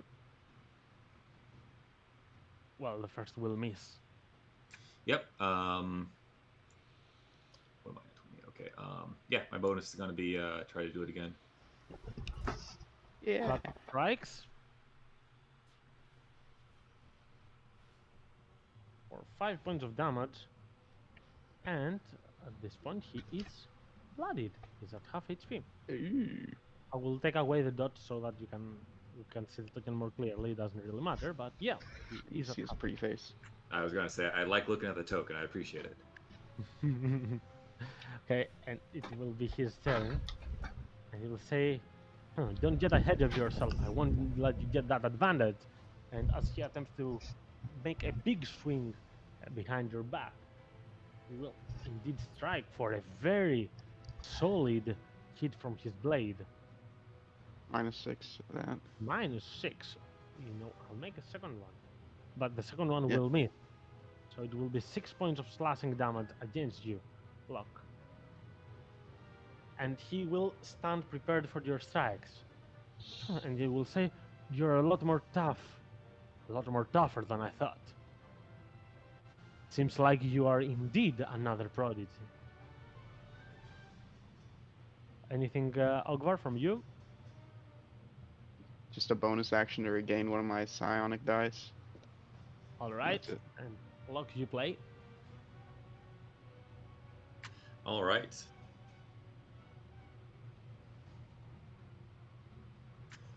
Real quick, I'm just going to face him. With my left hand, I'm going to run it through my little kind of buzz cut hair I got going on and kind of like swoop it over the side like he does, and with the other arm, just go in.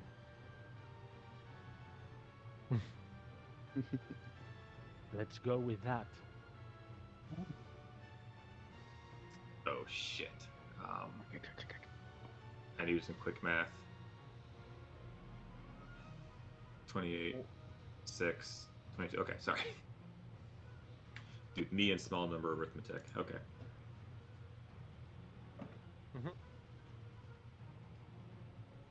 Well, as you attempt to do a solid strike at a point you've seen before, it seems like Quav had another trick up his sleeve, as he will use his reaction to parry, ting, and block your attack at this moment. Full of surprises. Well, I should not play all my cards immediately, should Nah, sometimes it takes a personal touch. I'm gonna go in with a headbutt. I? That's plenty of personal touch. Yep, Headbutt passes through his defenses.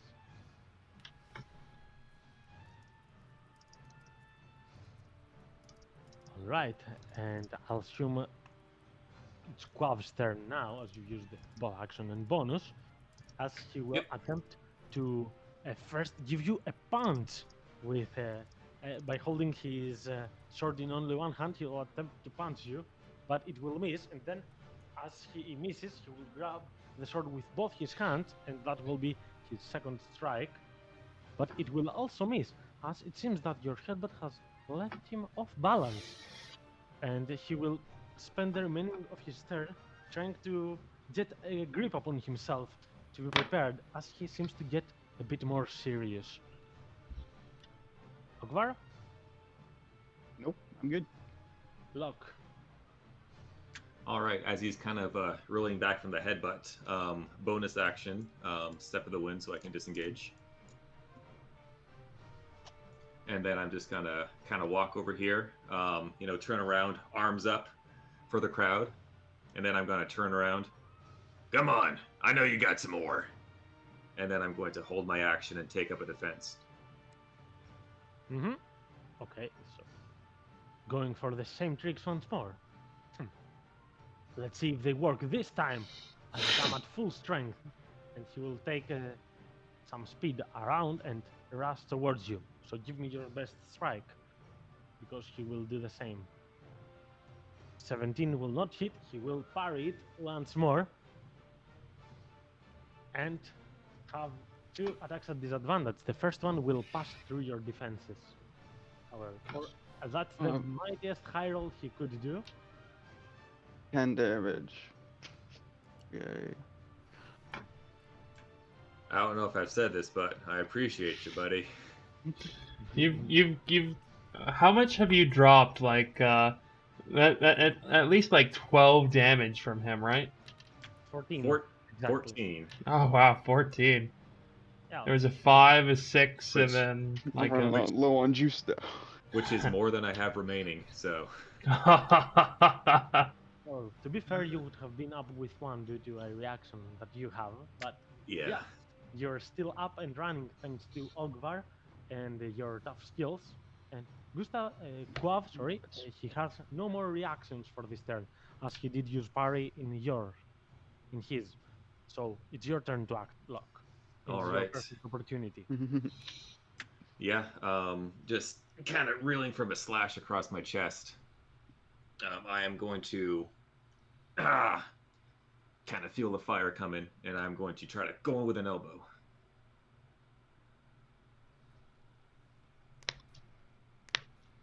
$16 will not hit though.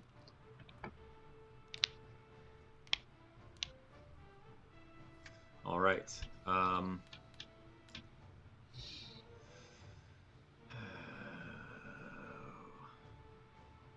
Not doing well. I'm gonna.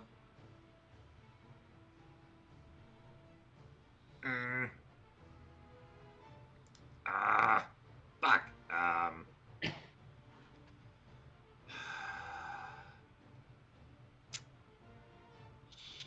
Shit. Yeah, gonna bonus strike.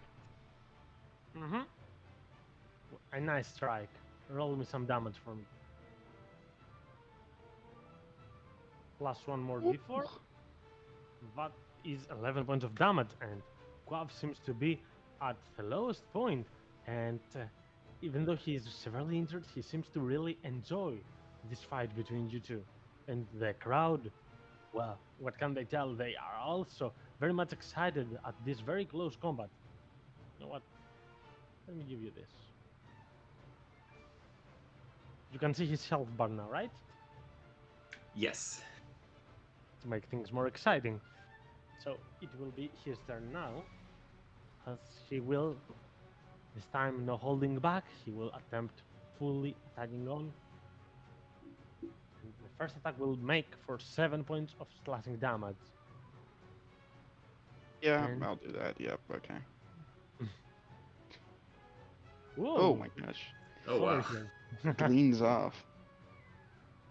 You know what? He will be a bit weirded out by this, as he seems an attack that Yeah, that was suspicious. no, Oof. no recoil. He will be weirded out. What kind of magic are you using, Locke? Huh, you're more interesting even than I thought. And he will attempt a second strike for 6 points of slashing damage. And Ogvar at the top of the initiative. Nothing. Just supporting my friend. Okay, so before you play Locke, Quav will say, I'll say this. What about a draw to keep the crowd enticed?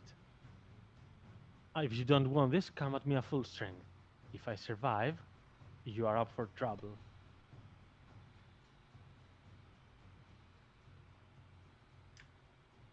You know what?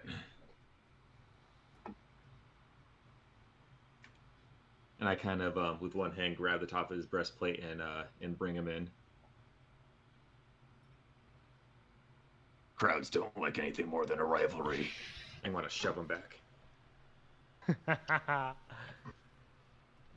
You might attempt to, you mean?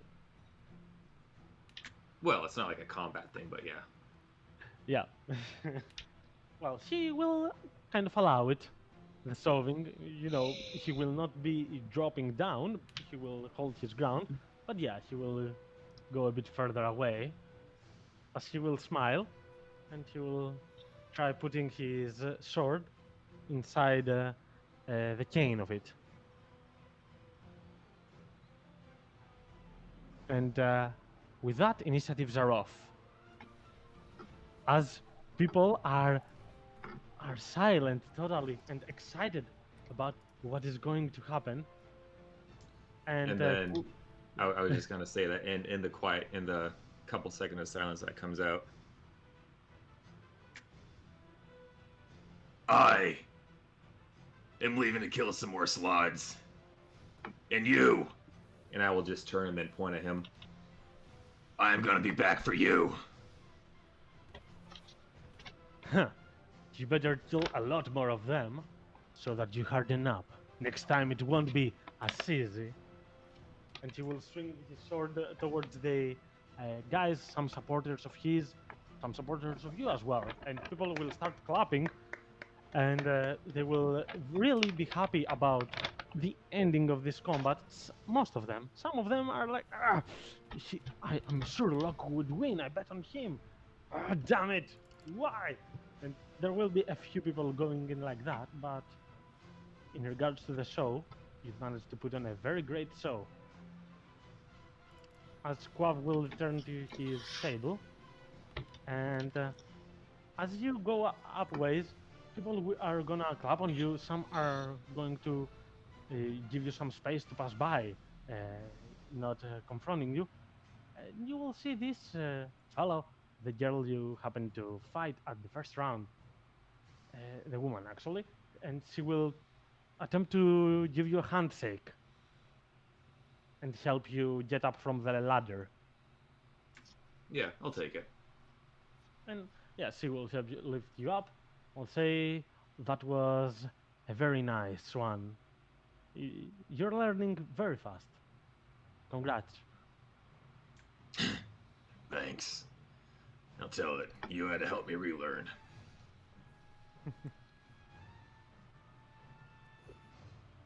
Yeah, as the fight is over, so The Bedmaster will say, well, there is no winner or loser, so some parts of the bets are going to be cancelled and returned, but in regards to the show, and he will shove a pouch containing a handful amount of gold, even more than last time that you won. So that will be 16 gold pieces.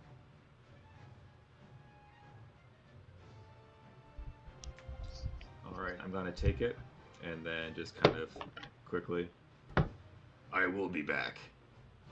and I'll give him a quick wink. Make sure that's known.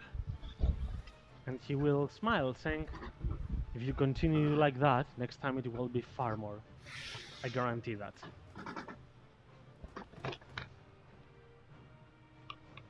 Okay. And as a final scene, back to the tavern of the aquarium on the first floor, Juniper and Saar are calmly talking, conversing with one another after a few drinks and stuff. And at one point, they will hear a knock at the window. Sure, are you gonna get that? Yeah, I guess Shar will head over and open the window. And he will come once more here, this guy, but he's also dragging with him another youth, which seems to be a bit more, you know, not as much intimidating as the one you've met before. He has a bit lower percent, and after a quick look, Sar, you do realize there are some markings on its skin, indicating that it perhaps is sick.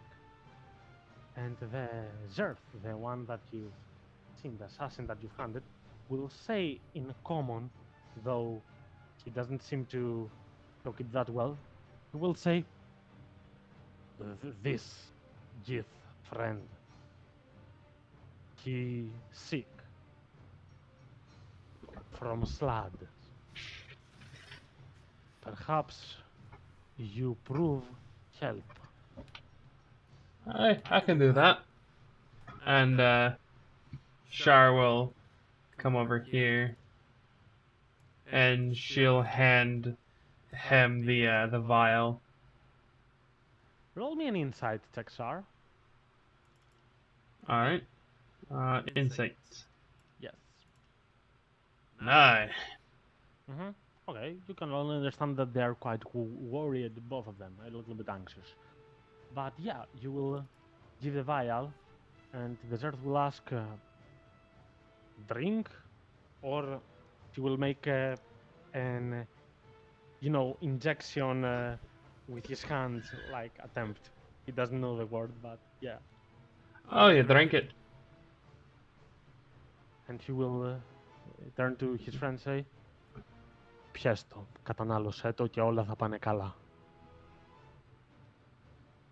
Και and his friend right there will nod and talk back to him. Ελπίζω να έχεις δίκιο. And he will drink it. Immediately after drinking it, he will stall for a moment, like something is happening in him. He's quite feeling it. And then he will look towards you. Well, quite unsure if he is better. He will lift his right arm and check it. Fingers. His left arm. And the Zerth, the one that you knew, will turn to him. Feel anything different? Sorry. Νιώθεις κάτι διαφορετικό? He will say in his mother tongue. The other monk will be quite unsure for the moment. And then they will ask you, how much time until it works? That is a good question. How much time would it take to work? Maybe like Roll me a medicine check because that's an estimate in regards to humans. boop. Okay, you can make a very good estimate, judging that it worked almost immediately on animals and small creatures from 5 to 10 minutes. You can assume that on larger bodies like that of humanoids, it could take from a quarter up to half an hour. It should take about between 15 and 30 minutes. It's probably gonna be you're probably gonna start feeling it soon. Might be a bit uncomfortable. And the Zerth will nod and say, "Let's wait and see." And he will drag his friend and make him sit on the chair. While it's already late night, and it would be at that moment that Ogvar and Locke will be returning towards the tavern, and we'll see the other two of them visiting there. And at this point, you will see the monk injury recuperating as he puts a quick smirk, and the Zerth will come next to Saar, and he will make something like a handshake, but he will not be using all of his fingers. It's quite different, but you understand that it's probably some part of his tradition and how they greet other people. Shar will attempt to emulate.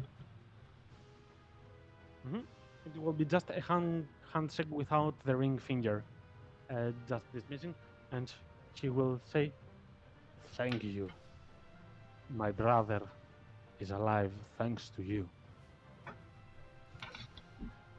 Our training is hard, but you helped him survive.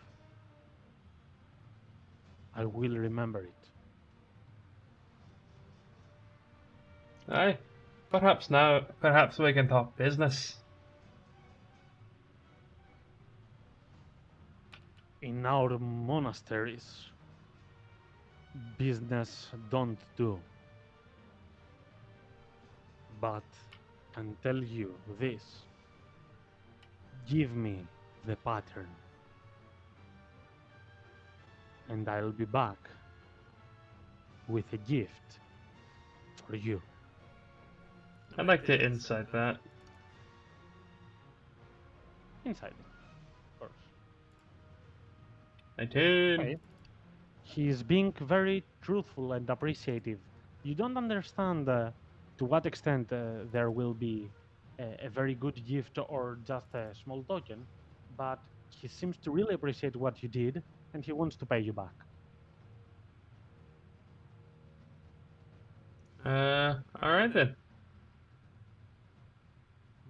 But you quite get the hint that it's gonna be something magic in nature. I'm not talking 100% about a magic item, but it also might be a magic ingredient. Something that is not from this plane, from his plane.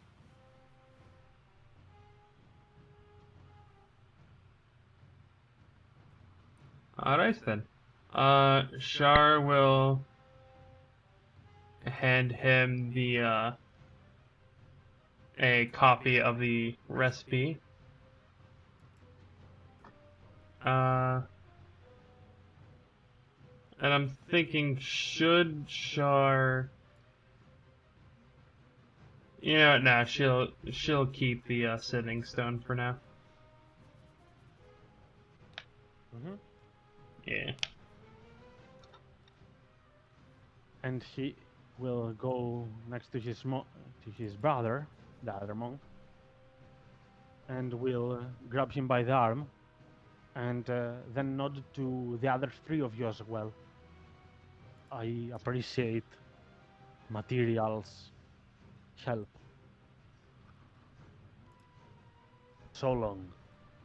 And he will once more cast Plane Shift, getting his brother alongside him to go away. And at this point, we are gonna end today's session. Nice. Yay. Guys, now we have 2 bodies. We can satisfy both parties. Oh, that's funny. I hope you liked today's session. It was a lot more RP than usual because it was quite at the ending of this arc with the Gith. But I did really enjoy it, to be fair. All of its parts, even the drunk ones, the arena parts. I hope I made for a solid rival with Locke right there.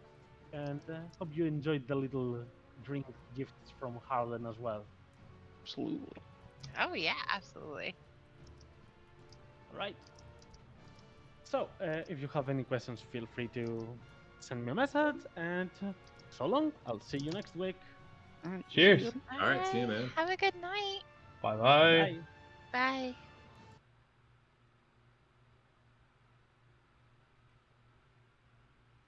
Alrighty then. That was fun, and see you later.